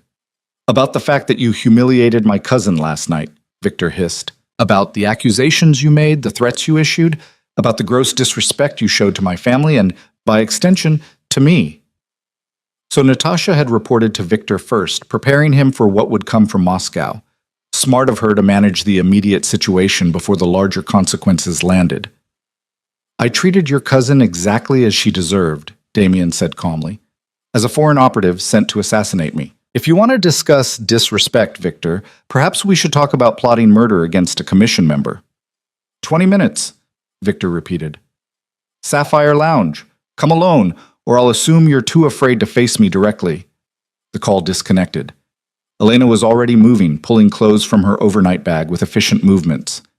He's panicking, trying to regain control through confrontation. This is either an attempt at negotiation or a setup for violence. Probably both, Damien said, reaching for his own clothes. He'll try to negotiate first, see if he can salvage anything. If that fails, he'll have backup plans ready. You're not going alone, Elena said firmly. I have to appear to go alone, Damien corrected. But Marcus will have people positioned throughout the hotel, and you'll be monitoring everything remotely, I assume. Elena's slight smile confirmed she'd already planned exactly that. The hotel's security system is remarkably accessible once you know where to look. I'll have eyes on the Sapphire Lounge, the surrounding hallways, and Victor's room. If he makes any move toward violence, we'll know before it happens. She paused in her dressing, meeting his eyes directly. But Damien, if this goes wrong, if he has more resources positioned than we anticipate, you need to be prepared to walk away. Your pride isn't worth dying over. Neither is my empire worth surrendering, Damien said. But I hear you. I'll be careful. We didn't survive this long by being reckless. 20 minutes later, Damien entered the Sapphire Lounge on the hotel's mezzanine level. The upscale bar was closed at this hour, its intimate booths and gleaming bar top empty, except for Victor Korsakov sitting in the farthest booth, a bottle of vodka and 2 glasses already on the table. Marcus had confirmed that Victor appeared to be alone, but 3 of his known associates were in rooms on the same floor, backup if needed, or witnesses to whatever conversation was about to happen. Damien, Victor said as he approached, his tone icy. Thank you for coming. Please, sit. We have much to discuss. Damien slid into the booth across from him, noting the tension in Victor's shoulders, the tightness around his eyes. The older man was furious, but trying to maintain composure. You've put me in a very difficult position, Victor said, pouring vodka into both glasses with barely controlled movements. Natasha called me 2 hours ago. Explained your accusations, your evidence, your threats. They weren't threats, Damien said evenly. They were facts. Your cousin is Bratva intelligence. She was sent here to compromise me and eventually kill me. We have comprehensive evidence of the plot. Evidence you obtained how, exactly? Victor challenged. Through legal means, or through surveillance that violates every protocol the Commission has established about respecting each family's privacy? It was a good point, one that could create problems if Victor chose to make it a Commission issue. The families maintained a delicate balance between gathering intelligence and respecting boundaries. Aggressive surveillance of another family's operations crossed lines that could trigger sanctions. I obtained evidence through protecting my own interests, Damien said. When foreign operatives enter my city planning assassination, I consider that my business to investigate. The Commission would agree. Victor's hand clenched around his glass. You've destroyed months of planning, humiliated my cousin, jeopardized relationships that took years to build. For what? Because you're paranoid about expansion? Because you can't handle competition? I can handle competition just fine, Damien said coldly. What I can't handle is being murdered so you can steal my infrastructure. There's a difference between business rivalry and assassination plots. You have no proof I was involved, Victor said. Natasha's activities, whatever they were, don't implicate me. I introduced my cousin to business opportunities. What she chose to do independently isn't my responsibility. We both know that's a lie, Damien said. But if you want to maintain that fiction publicly, I'm willing to accept it. Under certain conditions. Victor's eyes narrowed. What conditions? You withdraw from the port district, Damien said. Completely. The warehouse agreements we signed? Null and void. Your shipping contracts through my facilities? Terminated. You pull back to your existing territory and stay there. That's unacceptable, Victor snapped. Those agreements are legally binding. Breaking them would cost me millions in penalties and lost opportunities. Consider it the cost of attempted murder, Damien said. You gambled on a conspiracy and lost. This is your penalty. You could face much worse if I took this to the commission." Victor's face flushed dark red. "You arrogant bastard! You think you can dictate terms to me? I have resources you can't imagine. Support from organizations that would crush you if I asked." "Resources like the Bratva?" Damien asked. "The same organization that's about to receive a report from Natasha explaining how your sloppy planning and poor intelligence assessment compromised their operation? I wonder how supportive they'll be once they understand you failed." The color drained from Victor's face. Natasha wouldn't throw me under to save herself. Wouldn't she? Damien leaned back, letting Victor absorb the implications. She's a professional, Victor. Professionals survive by knowing when to cut losses. You made her mission impossible through your mistakes. She's documenting those mistakes very thoroughly. Victor's hand trembled slightly as he lifted his vodka glass, draining it in one swallow. "You did this. You turned her against me somehow. What did you offer her?" "I offered her the truth," Damien said, "and a way to survive it. That's more than you gave her by sending her into a situation you hadn't properly assessed." For a long moment, Victor sat in silence, his expression shifting through rage, calculation, and finally something close to desperation. He was a man watching his carefully constructed plans collapse, unable to stop the avalanche. "If I agree to your terms," Victor said finally, "if I withdraw from the port district, what guarantee do I have that you won't destroy me anyway? That you won't take this evidence to the commission just to eliminate a rival?" "You don't have any guarantee," Damien said honestly. "Just like I don't have any guarantee you won't try again with a different approach, different operatives, different methods. We're beyond trust, Victor. This is purely transactional." He leaned forward. "But I will tell you this. I don't want a war with the Bratva. I don't want the commission fractured by internal conflicts. I want my territory secure and my business stable. You give me that by withdrawing, and I have no reason to pursue further action against you." Victor poured himself another vodka, his hand steadier now. "And if I refuse? If I decide to fight this publicly, take my chances with the commission? Then we both lose," Damien said. "You lose because the evidence destroys your credibility and your Bratva support. I lose because it exposes capabilities and intelligence sources I'd prefer to keep private. But between the two of us, you lose more. I'm willing to accept those costs if necessary. Are you?" The booth was silent except for the distant hum of the hotel's climate control systems. Victor stared at his vodka glass, watching the clear liquid catch the low light.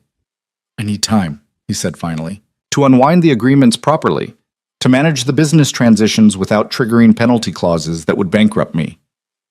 "You have 1 week," Damien said. "File the termination notices, begin the withdrawal process. If I see genuine progress, I'll hold the evidence. If I see stalling or maneuvering for position, everything goes to the commission." Victor's jaw clenched, but he nodded. 1 week, but Damien, understand this. You've made an enemy today. Not forever, perhaps, but for now. I won't forget this humiliation." "I don't expect you to," Damien said, "just as I won't forget that you tried to have me killed. Maybe someday circumstances will change. Maybe we'll find ourselves as allies again, but not today." He stood, preparing to leave. Victor's voice stopped him. "Your wife," Victor said. "Elena. She was behind this, wasn't she? The evidence, the strategy, turning Natasha. This has her fingerprints all over it." Damien smiled slightly. "My wife is considerably more capable than either of us gave her credit for. That's something you should remember if you're ever tempted to try this again." "The invisible woman," Victor said, something like grudging respect in his tone. "I should have paid more attention to the Castellano family history. Her father was legendary for exactly this kind of operation." "He taught her well," Damien agreed. "Fortunately for me, she's chosen to use those skills in our mutual interest rather than against me. That's a lesson worth learning, Victor. Partnership beats possession." He left Victor sitting alone in the booth, nursing his vodka and his defeat. Marcus materialized from a doorway as Damien exited the lounge, falling into step beside him. "Mrs. Rivas monitored the entire conversation," Marcus reported quietly. "She says to tell you it went exactly as predicted. Victor will comply because he has no other choice." "And his associates on this floor?" Damien asked. "2 left their rooms during your meeting, positioned themselves in the hallway outside the lounge. The 3rd stayed in his room but was on his phone the entire time. My people intercepted encrypted communications going to Moscow. Victor was reporting to someone higher up, getting real-time instructions. So the Bratva leadership had been listening, confirming Damien's suspicion that Victor wasn't acting entirely independently. That made his defeat even more significant. Not just a personal failure, but an organizational one. They took the elevator to Elena's suite. She opened the door before Damien could knock, her tablet still in hand showing frozen security footage of the Sapphire Lounge. "Well?" she asked, though her expression suggested she already knew the outcome. "He accepted the terms," Damien confirmed, entering the suite and sinking into an armchair. The adrenaline that had sustained him through the confrontation was draining away, leaving exhaustion in its wake. 1 week to withdraw from the Port District. He knows he's beaten. Elena set down the tablet and moved to the room's small bar, pouring coffee rather than alcohol. "He'll comply. His conversation with Moscow during your meeting was interesting. His uncle wasn't pleased." "You intercepted that?" Damien asked, impressed despite himself. "I have access to the hotel's cellular repeater," Elena said, handing him coffee. "Any unencrypted calls can be monitored. Victor's was encrypted, but the metadata alone told the story. 3-minute call to a Moscow number known to belong to Mikhail Korsakov, timed exactly when you delivered your ultimatum. Victor was asking for permission to accept your terms." She settled into the chair across from him. "Which means Moscow knows the operation failed. They'll be evaluating whether Victor is still useful to them or whether he's become a liability. The next few days will determine his future with the organization." "You almost sound sympathetic," Damien observed. "I'm analytical," Elena corrected. "Victor made strategic errors, but he was also caught between organizational pressure and local realities. His uncle pushed him to expand, but didn't give him adequate resources or intelligence to do it successfully. Now Victor pays the price for following bad orders." She sipped her own coffee thoughtfully. "It's a reminder that even in our world, mid-level operators get sacrificed when leadership makes mistakes. Something to remember as we build our own organization." "Speaking of which," Damien said, "we should discuss next steps. Victor withdrawing from the Port District creates an opportunity. Other families will notice the vacuum, might try to fill it. We need to move quickly to consolidate control." Elena pulled up files on her tablet. "I've been thinking about that. The port has always been divided among multiple families. What if instead of trying to dominate it entirely, we build a cooperative structure? Bring in Antonio Moretti, maybe the Chen family. Create a shared governance model that gives everyone stake and stability." "You want to share power?" Damien asked, surprised. "I want to build sustainability," Elena said. "The old model of single-family dominance creates exactly what just happened with Victor. Ambitious rivals looking for opportunities to take territory, but a cooperative structure where multiple families profit creates mutual incentive to maintain order." She pulled up organizational charts. "You control security and infrastructure. Moretti handles logistics and labor. The Chens manage international shipping connections. Everyone profits. Everyone has reason to protect the arrangement. Everyone has too much to lose by disrupting it." It was innovative, completely contrary to the traditional commission approach of dividing territory into exclusive domains, but Damien could see the logic. "The other families would have to agree," he said, "and trust that we're not maneuvering to betray them later." "Which is why we document everything," Elena said. "Formal agreements, transparent accounting, regular meetings to review operations. We make it more profitable to cooperate than to compete." "Your father would have loved this approach," Damien said. "Building power through alliance rather than conquest." "My father understood that empires built on force alone eventually collapse," Elena said. "You need economic incentives, social bonds, mutual interest. The Roman Empire lasted centuries not because of its legions, but because it made cooperation more profitable than resistance." They spent the next hours refining the proposal, building frameworks for approaching the other families, anticipating objections and counteroffers. It was complex work, requiring detailed knowledge of commission politics, family dynamics, individual leaders' priorities. By the time dawn fully broke over the city, they had the skeleton of a plan that could reshape the Port District's power structure entirely. "We present this at the next commission meeting," Elena suggested. "Frame it as response to Victor's withdrawal, an opportunity for collaborative growth. Let them see the profit potential before they consider the political implications." "And if they reject it?" Damien asked. "Then we proceed with traditional consolidation," Elena said. "Take direct control, enforce it through strength. But I think they'll see the value. These men aren't stupid. They understand that the old ways are creating increasingly unsustainable conflicts." A knock on the door interrupted them. Marcus entered at Elena's acknowledgement, his expression grim. We have a situation, he said without preamble. Someone set fire to 3 of your warehouses, the ones in the port district covered by Victor's agreements. Emergency services are responding, but the damage looks extensive. Damien's hands clenched into fists. Victor. Maybe, Marcus said, or someone else who saw an opportunity in the chaos. The fires were set simultaneously, professionally. Arson investigators are already calling it coordinated. How bad? Elena asked, her voice steady despite the implications. 2 warehouses are total losses. The third might be salvageable. Initial estimates put the damage at $15 million, not counting lost inventory or business interruption. $15 million. It was a significant hit, but not catastrophic. Damien had insurance, reserves, other revenue streams. But the message was clear. Someone was escalating, turning business conflict into direct violence. Check Victor's whereabouts, Damien ordered.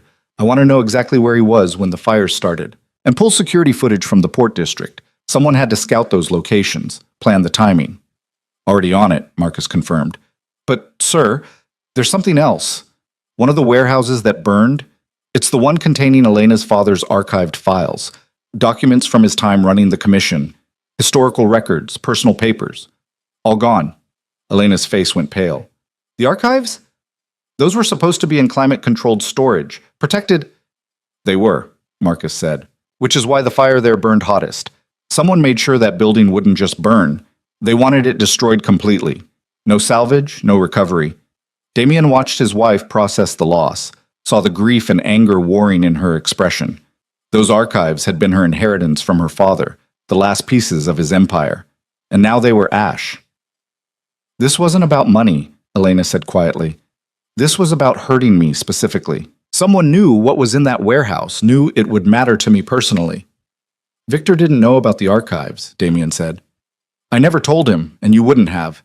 So either he has better intelligence than we thought, or someone else is involved. Or Natasha told him before she reported the mission's failure, Elena suggested. She had access to significant information about us. She could have shared details about the warehouses, about what they contained. It made sense. Natasha would have gathered comprehensive intelligence as part of her mission. She might have shared some of that with Victor before being compromised, giving him targets that would cause maximum damage. So what do we do? Marcus asked, looking between them. Victor violated your agreement before it even properly started. That's grounds for taking this to the commission for open retaliation, which is probably what he wants, Elena said thoughtfully. Force us into public conflict, create chaos that obscures his withdrawal and makes him look like the victim defending his interests. If we retaliate directly, we play into his strategy. But we can't let this stand, Damien said. Firebombing warehouses crosses every line. The commission won't tolerate that kind of violence without response. Elena stood, moving to the window. Then we respond, but strategically. We document the damage, present evidence to the commission, let them handle Victor through official channels. We take the moral high ground, show that we're willing to work within the system rather than outside it. That makes us look weak, Damien objected. It makes us look civilized, Elena corrected, and it puts Victor in an impossible position. If he admits responsibility, he faces commission sanctions. If he denies it, we have evidence suggesting otherwise, and he loses credibility. Either way, he ends up worse than before. She turned to face them both. But we also quietly ensure that Victor's remaining operations face difficulties. Not violence. Economic pressure. His suppliers get better offers elsewhere. His clients find more reliable partners. His cash flow gets constrained through legitimate business competition. We make continuing to operate here increasingly expensive without ever crossing the line into open conflict. It was elegant. Brutal in its own way, but elegant. Death by 1,000 cuts rather than one dramatic blow. I'll need resources to coordinate that kind of economic warfare, Damien said. Contacts, leverage, time. You have them, Elena assured him, and you have me.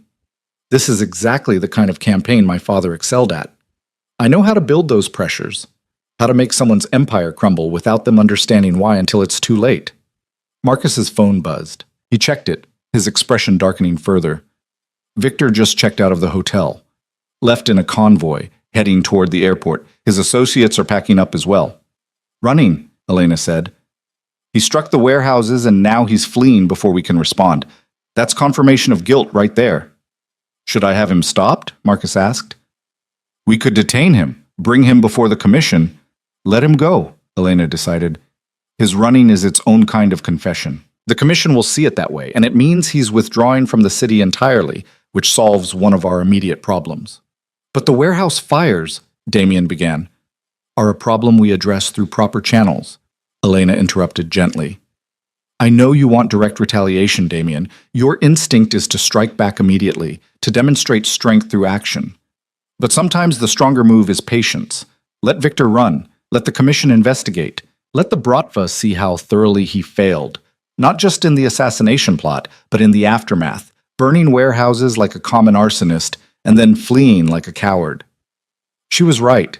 Damien hated admitting it, hated the way his entire approach had to change because his wife thought differently than he did. But she was right. Fine, he said. We document everything. Present it to the commission. Apply economic pressure quietly.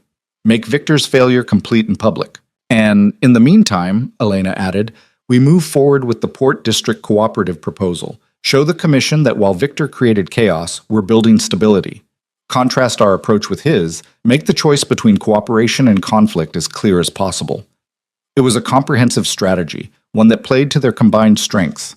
Damien's reputation for decisive action balanced against Elena's preference for systematic pressure. Public demonstration of working within commission structures alongside private economic warfare that would destroy Victor's remaining operations.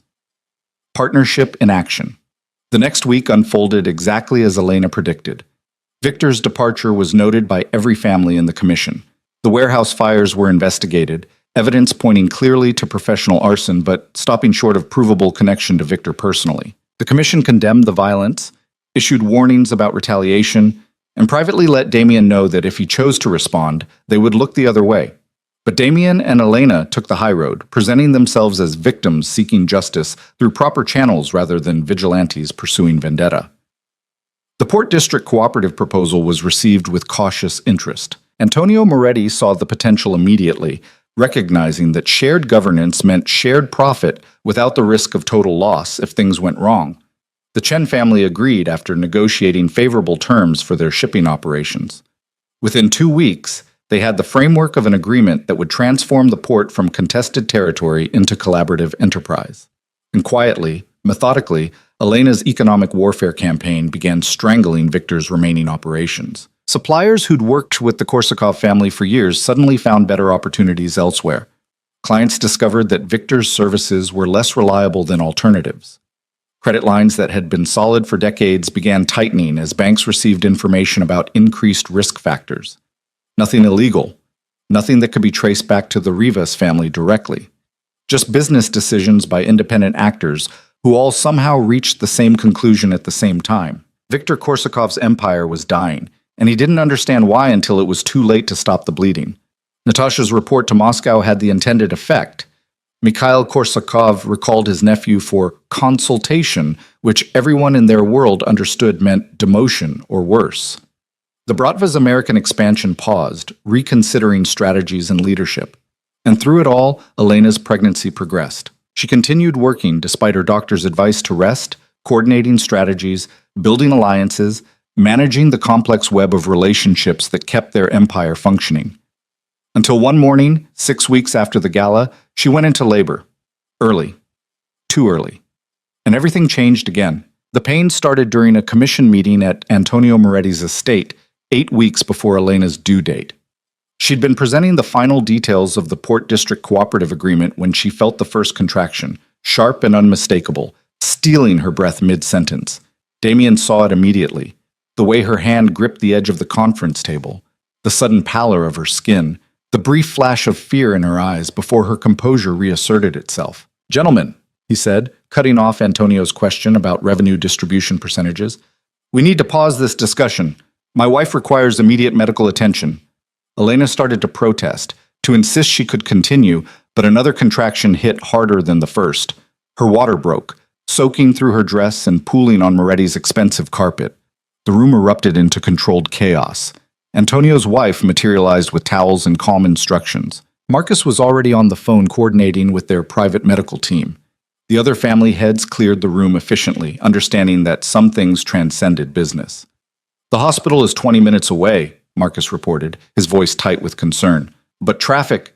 We won't make it, Elena gasped, her medical training from years of studying her father's organization kicking in.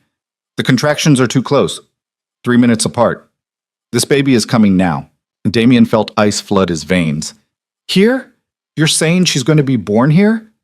Unless you want to risk delivering her in a car stuck in traffic, Elena said, trying to maintain her analytical calm, even as another contraction doubled her over. Antonio, do you have a first-floor room we can use? Preferably one with privacy and good lighting? Antonio's wife, Isabella, took charge with the competence of a woman who'd raised 6 children and managed countless crises. The sitting room off the library. It's quiet, clean, and I can have fresh linens brought immediately. Damien, you'll need to help her walk. The next minutes blurred into surreal fragments. Damien supporting Elena as they moved through Moretti's mansion, her grip on his arm becoming painful as contractions intensified. Isabella directing staff with crisp efficiency, transforming a sitting room into an improvised delivery space. Marcus coordinating with their doctor who was racing through traffic but wouldn't arrive in time. And Elena, his brilliant calculating wife, growing increasingly vulnerable with each passing moment. I'm scared, she whispered as Isabella helped her onto the makeshift bed. Damien, she's too early. 8 weeks too early. The survival rates... Don't, he interrupted, kneeling beside her and taking her hand. Don't start calculating odds. Just focus on right now, on what you need to do. I need you to stay, Elena said, her eyes meeting his with desperate intensity. I know this isn't what you signed up for. I know our marriage is a partnership, not a romance, but please, don't leave me alone for this. The request hit him harder than expected. In all their careful negotiations about boundaries and independence, neither of them had considered this moment. The raw human need for someone familiar, someone trusted, when facing the terrifying unknown. I'm not going anywhere, Damien promised. We're partners, remember? That means being here for the hard parts, too. Isabella appeared with hot water and clean towels, her expression serious but not panicked. I've delivered 3 of my own children without doctors. I can guide you through this if the medical team doesn't arrive in time. But Elena, you need to tell me honestly. How are you feeling? Terrified, Elena admitted, but functional. The contractions are manageable. I can do this. Over the next hour, Damien discovered depths of strength in his wife he'd never imagined.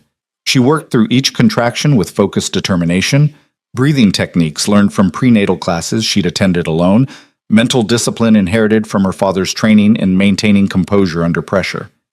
Their doctor arrived 45 minutes into labor, bringing proper medical equipment and expertise. But by then, the process was too far advanced to risk moving Elena to a hospital. You're doing beautifully, Dr. Chen said, a woman in her 60s who'd delivered babies for 3 generations of commission families. But I need to be honest with you both. At 32 weeks, this baby will be premature. She'll likely need immediate NICU care. I have a neonatal team standing by at the hospital, ready to transport her the moment she's stable enough. How dangerous is this? Damien asked, the question emerging rougher than intended. Dr. Chen met his eyes steadily. 32 weeks gives us good odds. Not perfect, but good.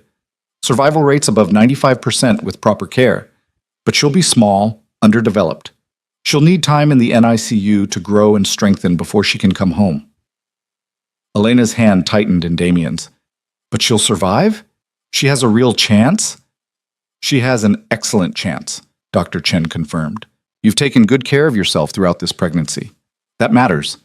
Now we just need to get her safely into the world and into specialized care. The next phase of labor was brutal. Elena's strength, so apparent in everything she did, was tested in ways Damien had never witnessed. She screamed during contractions, cried between them, gripped his hand hard enough to leave bruises. The controlled, strategic woman who'd outmaneuvered Russian intelligence operatives became raw and human and terrifyingly vulnerable. And Damien stayed, held her hand, whispered encouragement, became the anchor she needed because, despite everything complicated between them, she was his wife, and this was his daughter fighting to be born. One more push, Dr. Chen instructed. Elena, you're almost there. One more. Elena gathered herself, drawing on reserves Damien didn't know existed, and pushed with everything she had left. Their daughter entered the world silent. For 3 terrible seconds, there was no sound, no cry, no indication of life. Then Dr. Chen's skilled hands worked quickly, clearing airways, stimulating response. And finally, blessedly, a thin wail emerged from the tiny form. "She's breathing," Dr. Chen announced. "Small but breathing. 3 pounds, 4 ounces. Small even for 32 weeks, but she's fighting." Damien caught only a glimpse of his daughter before the neonatal team swept her into action, impossibly small, red, and fragile, barely bigger than his hand. They worked with practiced efficiency, assessing, stabilizing, preparing her for immediate transport. "She needs to go to the hospital now," one of the nurses explained. "The NICU is equipped for premature infants. She'll be in good hands." Elena struggled to sit up despite her exhaustion. "I want to see her before she goes. Please." Dr. Chen nodded, and the team brought the baby closer, already swaddled and connected to portable monitoring equipment. Elena reached out with trembling hands, touching her daughter's impossibly tiny fingers. "Sophia," Elena whispered. "We'll call her Sophia, like my grandmother. She was small too, but fierce, a survivor." "Sophia Rivas," Damien repeated, testing the name, looking at his daughter, so fragile, so vulnerable, fighting for every breath. He felt something shift fundamentally inside him. This wasn't theoretical anymore. This wasn't a strategic error or a business consideration. This was a person. His person. Depending on him and Elena to protect her. "Go with her," Elena said, still looking at Sophia. "Damien, go with them to the hospital. Don't let her be alone." "I'm not leaving you," Damien protested. "I'll be fine here," Elena insisted. "Isabella and Dr. Chen will take care of me. But Sophia needs family with her. She needs to know someone is there. Please." It went against every instinct to leave Elena when she'd just been through trauma, when she was still pale and exhausted and recovering. But looking at his wife's face, seeing the desperate need there, he understood what she was really asking. She needed to know their daughter wouldn't face the world alone, even for those first hours, even when she was too small to understand. "I'll stay with her every minute," Damien promised. "I'll call you with updates constantly, and the moment you're cleared to travel, we'll bring you to the hospital." Elena nodded, tears streaming down her face. Tell her we love her. Tell her we're fighting for her." The transport team was gentle but urgent, moving Sophia into a specialized incubator for the ambulance ride. Damien rode with them, watching monitors he didn't fully understand, listening to medical jargon about oxygen saturation and respiratory support. At the hospital, the NICU was both intimidating and reassuring. Glass-walled rooms full of tiny babies connected to sophisticated equipment, staffed by specialists who moved with calm competence. Sophia was settled into her assigned space, a small clear box that would be her world for the foreseeable future. "You can touch her," one of the nurses told Damien, "through the ports. Skin contact is important for premature babies. They respond to their parents' touch." Damien carefully inserted his hands through the incubator's access ports, his fingers looking enormous next to his daughter's tiny body. When he gently rested his palm against her chest, she seemed to settle slightly, her rapid breathing becoming marginally more regular. "She knows you're here," the nurse said softly. "Keep talking to her. They can hear us, even this small." So Damien talked, told Sophia about her mother's strength, about how much she was loved already, about the world waiting for her when she was ready. He told her about her grandfather Castellano, who would have been proud to have such a fierce granddaughter. He told her about the empire she would inherit, the opportunities she would have, the future they would build for her. He called Elena every 30 minutes with updates. Her voice grew stronger with each call, her medical team having stabilized her enough that she was insisting on being transported to the hospital against Dr. Chen's recommendations. "I'm coming," Elena said during their fourth call. "Dr. Chen can supervise me there as easily as here. I need to see her, Damien. I need to be with both of you." She arrived 2 hours later, wheeled into the NICU in a wheelchair, despite her protests that she could walk. The moment she saw Sophia in the incubator, she began crying again, not from despair but from overwhelming emotion at finally seeing their daughter with her own eyes. "She's so small," Elena whispered, "but she's breathing on her own. That's good, right? The fact that she's breathing without a ventilator?" "It's excellent," their attending neonatologist confirmed. "Better than we expected at her gestational age. She's showing strong vital signs, good color, appropriate responses. These first 72 hours are critical, but everything we're seeing is encouraging." Over the next days, Damien and Elena established a routine unlike anything their partnership had contemplated. They took shifts at Sophia's bedside, one always present while the other handled the business that couldn't be entirely abandoned. They learned the NICU rhythms, feeding schedules, kangaroo care sessions where they could hold Sophia against their skin, quiet moments reading to her even though she was too young to understand the words. The commission was remarkably understanding. Antonio Moretti visited personally, bringing a donation to the hospital's neonatal unit substantial enough to have a wing named after him. Other families sent gifts, cards, offers of support. Even rivals respected the sanctity of family crisis. But not everyone was so gracious. On Sophia's 5th day of life, Marcus appeared in the NICU waiting room with grim news. "We have a situation. Viktor Korsakov is back in the city. He was spotted at the airport this morning with a small team. My sources say he's making moves to reclaim territory, calling in favors, positioning himself for some kind of play." Damien felt rage rising. He's trying to take advantage while we're distracted. While our daughter fights for her life, he's circling like a vulture. "It's worse than that," Marcus continued. "I've received intelligence that he's planning to present evidence to the commission. Claims that you orchestrated the warehouse fires yourself, that the whole Natasha situation was a setup to discredit him. He's got documents, testimony from people who say they can prove your involvement." "That's insane," Damien said. "We have proof of his conspiracy, proof that shows your wife has extensive surveillance capabilities and intelligence networks." Marcus interrupted gently. "Victor's strategy is to make the commission question how Elena obtained her evidence. Make them see her as the real threat, someone operating outside all established protocols. If he succeeds, he turns your strength into liability." Elena had been listening from her position in the NICU, visible through the glass where she sat beside Sophia's incubator. Now she stood, moving to join them with the careful steps of someone still recovering from childbirth. "He's trying to destroy us while we're vulnerable," she said, her voice steady despite obvious exhaustion. "It's actually a smart strategy. Attack when the enemy is weakest, when they can't mount an effective defense." "So what do we do?" Damien asked. "I'm not leaving Sophia. Not now. Not when she's still so fragile." "Neither am I," Elena agreed. "Which means we handle this differently than we've handled everything else." She looked at Marcus. "When is Victor planning to present his case to the commission?" "Emergency session called for tomorrow night," Marcus reported. "He's claiming urgent security concerns that require immediate action." "Then we need to be there," Elena said. "Both of us. We present our case, defend ourselves, settle this once and for all." "Elena, you just gave birth 5 days ago," Damien protested. "You should be recovering, not preparing for commission warfare." "I should be protecting my daughter's future," Elena corrected. "Because if Victor succeeds in destroying our credibility, if he takes our territory and our standing, what kind of world does Sophia inherit?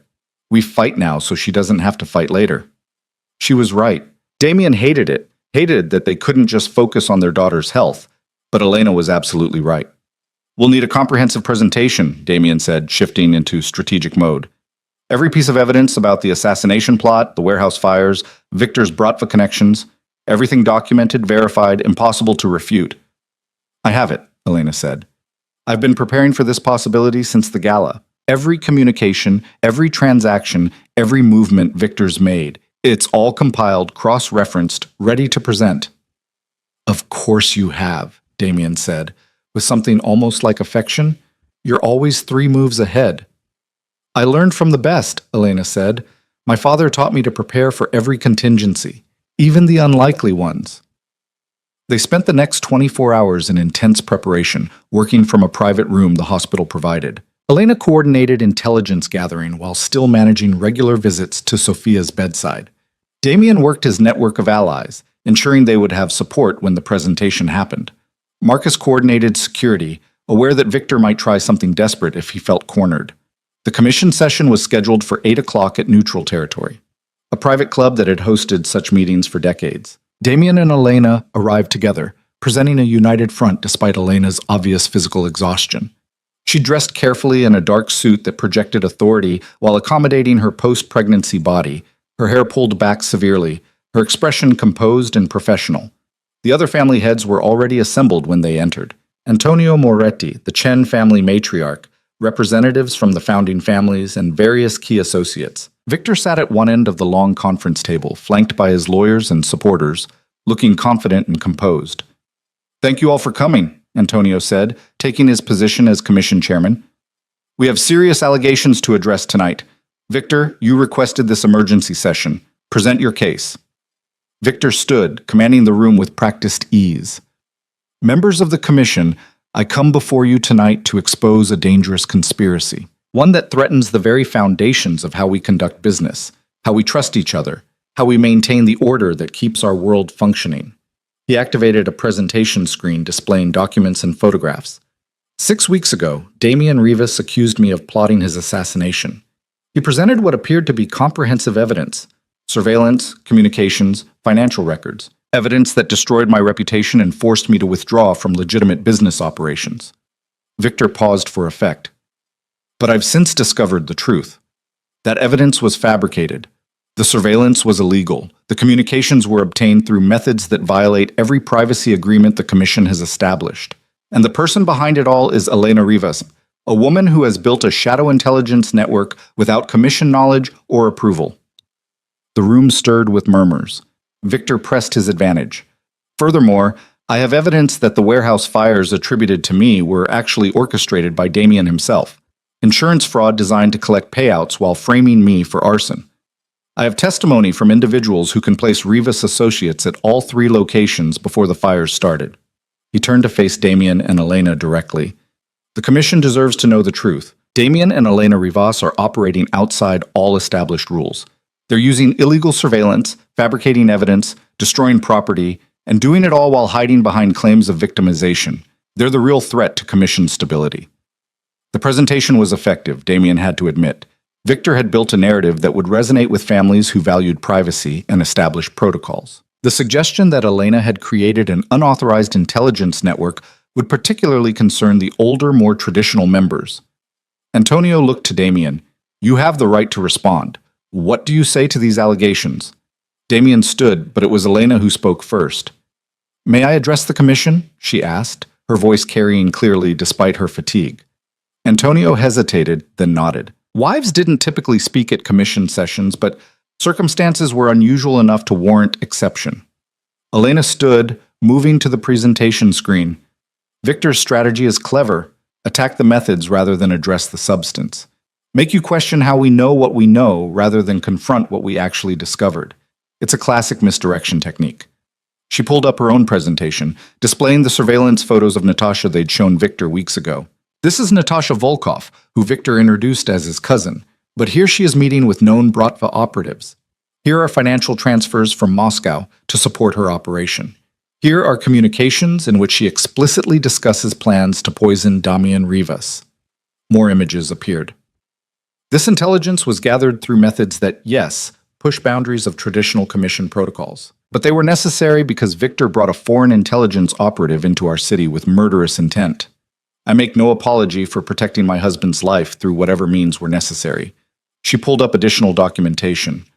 As for the warehouse fires, we have security footage showing Victor's known associates conducting surveillance of those properties in the days before the fires. We have financial records of payments made to professional arsonists immediately before the incidents. We have communications between Victor and his team discussing sending a message about territory.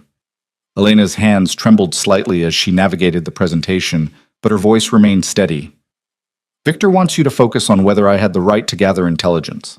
I want you to focus on why such intelligence was necessary. Because a Commission member brought a foreign assassin into our territory, plotted murder, and when that plot failed, responded with arson and violence. She turned to face the room directly. Yes, I built intelligence capabilities. My father taught me that information is power, and in our world, being powerless means being dead. I use those capabilities to protect my family. If that makes me dangerous to people who plot murder, then I accept that designation proudly. Victor stood abruptly. This is exactly my point. She operates outside all rules, answers to no authority, builds shadow networks without oversight. How can we trust someone like that? How can we allow it to continue? Because without her capabilities, Damian would be dead, Antonio said quietly. And we'd be dealing with a Bratva takeover attempt that we didn't see coming. Elena's intelligence prevented a crisis, Victor. That's not a threat, that's an asset. An asset we can't control, one of the older family heads objected. An asset that knows things about all of us, probably. How do we know she's not spying on everyone here? Elena met the speaker's eyes directly. Because my loyalty is to my family first, and the Commission second. I have no interest in anyone's business unless it threatens mine. But I won't apologize for being capable, for being prepared, for refusing to be the decorative, helpless wife this world expected me to be. The room was silent for a moment. Then Antonio spoke again. Victor, you've presented allegations of insurance fraud. Where's your proof? Not testimony from unidentified sources, actual evidence linking the Rivases to the fires. Victor hesitated. My sources need protection. If I reveal their identities, then we can't verify their credibility, Antonio interrupted. Elena presented specific verifiable evidence about the assassination plot. You're asking us to trust anonymous sources. That's not equivalent. Another family head spoke up. I'm more concerned about the larger issue. Victor, you brought a foreign operative into our city without commission notification. That's a serious violation of territorial protocols. Whether she was actually planning assassination or not, you introduced an unauthorized intelligence presence. She was my cousin, Victor insisted. I had no idea. You're ex-KGB, Victor, Antonio said flatly. You expect us to believe you didn't know your own cousin was Bratva intelligence? Please. The tide was turning. Damien could feel it, could see the other family heads reassessing their positions based on evidence and logic rather than Victor's narrative. But Victor had one more card to play. Fine, he said coldly. You want to support the Rivases? Support a woman who operates in shadows? Then let me ask this. Where did all her intelligence come from? Her surveillance, her intercepts, her comprehensive documentation of my activities? Someone had to be feeding her information. Someone inside my organization. Someone she compromised. He turned to Elena. Who's your source, Elena? Who betrayed my organization to give you all this intelligence? Because the commission should know if you're cultivating informants inside member families. That's as serious a violation as anything you've accused me of. It was a clever trap. If Elena revealed sources, she'd be admitting to actively undermining other families. If she refused, Victor could claim she was hiding more extensive infiltration. Elena smiled slightly. You're assuming I needed internal sources, Victor. You're assuming someone betrayed you. But the truth is simpler. You were sloppy. You conducted sensitive communications on channels that weren't as secure as you thought. You met with operatives in locations that had existing surveillance. You left digital footprints that someone with the right skills could follow. She pulled up technical documentation. Everything I gathered came from exploiting your operational security failures. No informants, no infiltrators. Just competent intelligence work against a target who underestimated the opposition. It was a masterful deflection. Whether entirely true or not, it gave the commission a palatable explanation that didn't require acknowledging internal betrayals. Victor's face reddened. You expect them to believe that? That you single-handedly compromised my entire operation without inside help? I expect them to believe I'm good at what I do, Elena said simply, which I've just demonstrated by presenting comprehensive, verifiable evidence while you've offered nothing but allegations and anonymous sources. Antonio called for a vote. All in favor of accepting Victor's claims against the Rivases and pursuing official sanctions. 2 hands raised, both from families with long-standing ties to the Korsakovs. All in favor of dismissing Victor's claims as unsubstantiated and reaffirming Damien Rivas's standing in the commission? 7 hands, including Antonio's. The commission has spoken, Antonio declared. Victor, your allegations are dismissed. Furthermore, you are formally censured for bringing a foreign intelligence operative into our territory without notification. You will pay restitution to the Rivas family for the warehouse damages, $15 million within 30 days. This is outrageous, Victor protested. You're letting them get away with, we're recognizing reality, Antonio interrupted, which is that you tried to have a commission member killed, failed, and are now trying to salvage your reputation through baseless accusations. It's not working, Victor. Accept your losses and move on. The session concluded shortly after. Family heads filed out, some stopping to congratulate Damien and Elena, others maintaining careful neutrality. Victor left with his supporters, his expression promising that this wasn't over. But it was. Elena had won by doing exactly what she did best, presenting irrefutable evidence, controlling the narrative, and making opposition look incompetent by comparison. Damien found her in the hallway afterward, leaning against the wall with her eyes closed, exhaustion finally showing. You need to sit down, he said gently, guiding her to a nearby chair. You just went through childbirth and commission warfare in the same week. Even you have limits. I need to get back to Sofia, Elena said. We've been away for 3 hours. I need to see her. They returned to the hospital to find Sophia's medical team cautiously optimistic. She'd gained 2 ounces, her breathing was stabilizing, her vital signs continuing to improve. The neonatologist explained that if progress continued, Sophia might be ready to go home in 6 to 8 weeks. 6 to 8 weeks of incubators and monitors and fragile hope. But hope nonetheless. Over the following weeks, life found new rhythms. Damien and Elena divided their time between the hospital and managing their empire. The Port District Cooperative Agreement was finalized, bringing unprecedented stability to what had been contentious territory. Victor's forced restitution payment arrived exactly on time, routed directly into Sophia's trust fund, and gradually, impossibly, their daughter grew stronger. She graduated from the incubator to an open crib, started feeding without assistance, reached the weight thresholds that indicated healthy development. The NICU staff called her their little fighter, marveling at how a baby so small could have such determination. "She gets it from you," Damien told Elena one evening as they sat together watching Sophia sleep. "That stubborn refusal to give up, that's all you." "The fighting spirit is from both of us," Elena corrected. "She's got your strength and my strategy. The combination will be formidable." Damien reached for Elena's hand, a gesture that had become natural over the weeks of shared crisis. "I owe you an apology. For 6 years of marriage where I didn't see you, didn't value you, didn't understand what I had." "You see me now," Elena said simply. "That's what matters. We can't change the past, Damien. We can only build something better going forward." "Is that what you want?" he asked. "To build something better? Not just the business partnership, but everything?" Elena was quiet for a moment, watching their daughter's tiny chest rise and fall with each breath. "I think what we have now is better than what most people get. We respect each other, trust each other, work together effectively. That's more than most marriages built on romantic love ever achieve." "But is it enough?" Damien pressed. "For you? For Sophia?" "It's honest," Elena said. "And in our world, honesty is rare enough to be valuable. We know what we are to each other. We know what we're building together. That clarity is worth more than pretty lies about forever love." She turned to look at him directly. "But if you're asking whether I could imagine this evolving into something more, I think we're already there, Damien. We're already partners in every way that matters. Maybe someday that includes romance. Maybe it doesn't. Either way, we're building something real." They sat together in comfortable silence, watching their daughter prepare to enter the world that they would shape for her.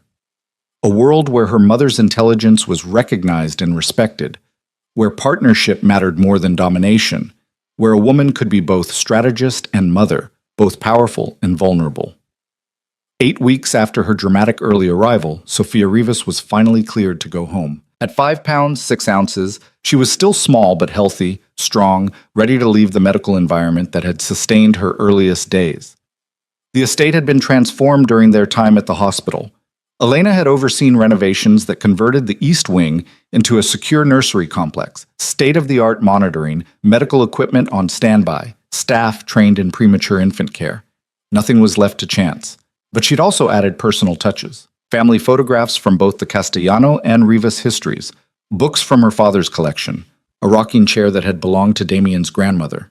The space was both fortress and home, protecting their daughter while welcoming her into family legacy. The first night home was terrifying and wonderful. Sophia slept in a bassinet beside their bed. They'd agreed without discussion that separate quarters made no sense with an infant who needed constant attention. They took turns checking her breathing, adjusting her blankets, marveling at how something so small could have survived so much. "She's going to rule this city someday," Elena whispered in the darkness. "Not through violence or fear, through intelligence and strategy and the kind of strength that doesn't need to announce itself." "She's going to have a choice," Damien corrected. "We'll teach her everything we know, give her every advantage we can. But whether she chooses this life or something completely different, that's her decision." "Look at you," Elena said with quiet affection. "Damien Rivas, crime boss and philosopher, offering our daughter choices you never thought you'd have." "You changed me," Damien admitted.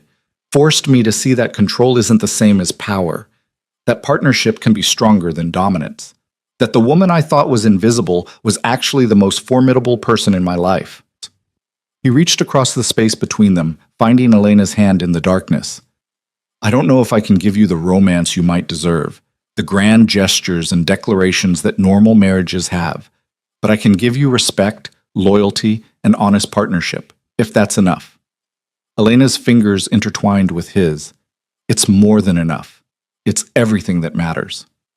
In the weeks and months that followed, their empire continued to evolve. The Port District Cooperative proved remarkably successful, generating profits that exceeded projections while maintaining unprecedented stability.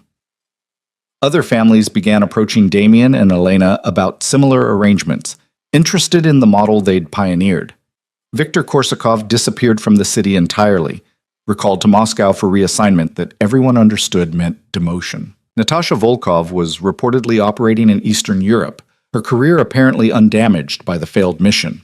The Bratva withdrew their expansion attempts, recognizing that the Rivas territory was more fortified than they'd anticipated, and Elena's role in the organization became official. The commission formally recognized her as Damien's partner in leadership, an unprecedented acknowledgement that challenged decades of tradition. Some families objected. Others saw it as inevitable evolution, but none could deny the effectiveness of their partnership. Sophia grew from fragile newborn to healthy infant, reaching developmental milestones with the same determination she'd shown fighting for life in the NYCU. She had Elena's dark eyes and Damien's stubborn chin, a combination that promised future headaches for anyone who underestimated her. One evening, 6 months after Sophia's birth, Damien found Elena in what had once been his private study, but was now their shared office. She was reviewing financial projections, while Sophia slept in a carrier beside the desk, already growing accustomed to the sounds of business being conducted. "We need a new estate," Elena said without preamble. "This house has too much history, too many memories of what we were rather than what we're becoming. I want something we choose together, something that's ours, not just yours." Damien considered the suggestion. The estate had been his symbol of achievement, his fortress, his domain. But Elena was right. It represented an old paradigm that no longer fit their reality. "What did you have in mind?" he asked. Elena pulled up property listings she'd already researched, because of course she had. "Something modern. Secure but not fortified. Closer to the city so we're not isolated. With space for Sophia to grow, for her to have normal childhood experiences, along with the unusual ones she'll inevitably have." The properties she'd selected were impressive. Architectural achievements that balanced security with livability, power with comfort. They represented a different vision of what their life could be. "This one," Damien said, pointing to a contemporary estate with extensive grounds and smart integration throughout. "We could make that work. Build something there that's truly ours. Both our names on the deed," Elena said. "Equal ownership. No more your house that I happen to occupy." "Both our names," Damien agreed. "Equal partnership in everything." They sat together reviewing plans and possibilities, occasionally glancing at their daughter sleeping peacefully beside them. Sophia's presence had changed everything, not just their daily routines, but their fundamental understanding of what they were building and why. The old empire had been about power, control, dominance. The new empire they were creating was about sustainability, partnership, legacy worth passing on. 1 year after the night Elena had sat behind Damien's desk holding documents that could destroy him, they moved into their new home, a house chosen together, designed together, representing the partnership they'd built from the ashes of a traditional marriage. The estate that had burned in Damien's past, literally and metaphorically, was sold to another family. The new house stood in its own light, modern and forward-looking, equipped with every security measure but feeling more like a home than a fortress. On their first night there, after Sophia was settled in her nursery and the staff had retired to their quarters, Damien and Elena stood on the balcony overlooking the city they controlled together. "Do you ever regret it?" Damien asked. "That night you revealed everything, changed our entire dynamic? Do you wish you'd stayed invisible, stayed safe?" Elena was quiet for a moment, considering the question seriously. "No," she said finally. "Being invisible wasn't safety. It was slow suffocation. I was dying in silence, building leverage I might never use, preparing for a confrontation that might never come. Speaking up, claiming my place, risking everything for partnership, that was the first time I really lived." She turned to face him. "We could have destroyed each other. Probably should have, by every conventional understanding of power and marriage in our world. But instead we built something better, something our daughter will inherit and hopefully improve upon. She'll be formidable," Damien predicted. With your intelligence and my determination, the world won't know what hit it. She'll be her own person, Elena corrected gently. Better than both of us. Smarter, stronger, more capable of building the kind of empire that lasts not through fear, but through earned respect. From the nursery, they heard Sophia beginning to wake, her soft sounds gradually building toward demands for attention. Elena moved to respond, but Damien stopped her. My turn, he said. You handle strategy. I'll handle the 2 a.m. feeding. Partnership, Elena said with a smile. Partnership, Damien agreed. As he walked toward their daughter's room, Damien reflected on how completely his life had transformed. A year ago, he thought control was his greatest weapon, that dominance, power, and fear were the foundations of empire. But his wife, his partner, his equal, had taught him something different, that real power came from collaboration, that sustainable empire required more than force, that the woman he'd thought was decorative, compliant, invisible, was actually the strongest person he'd ever known. The Silent Queen had spoken, and in speaking she had transformed not just herself but everything around her. Their empire would endure not because they ruled through fear, but because they led through partnership. Not because they dominated, but because they built alliances. Not because they were perfect, but because they were honest about their strengths and weaknesses. And Sophia would grow up watching this model, learning that power and partnership weren't opposites, but complements. That women could be both strategic and nurturing, both fierce and vulnerable, both powerful and human. The old world had burned. The new one they were building would be better. Not perfect, not without conflict or challenge, but real, honest. Built on partnership rather than possession, and that made all the difference.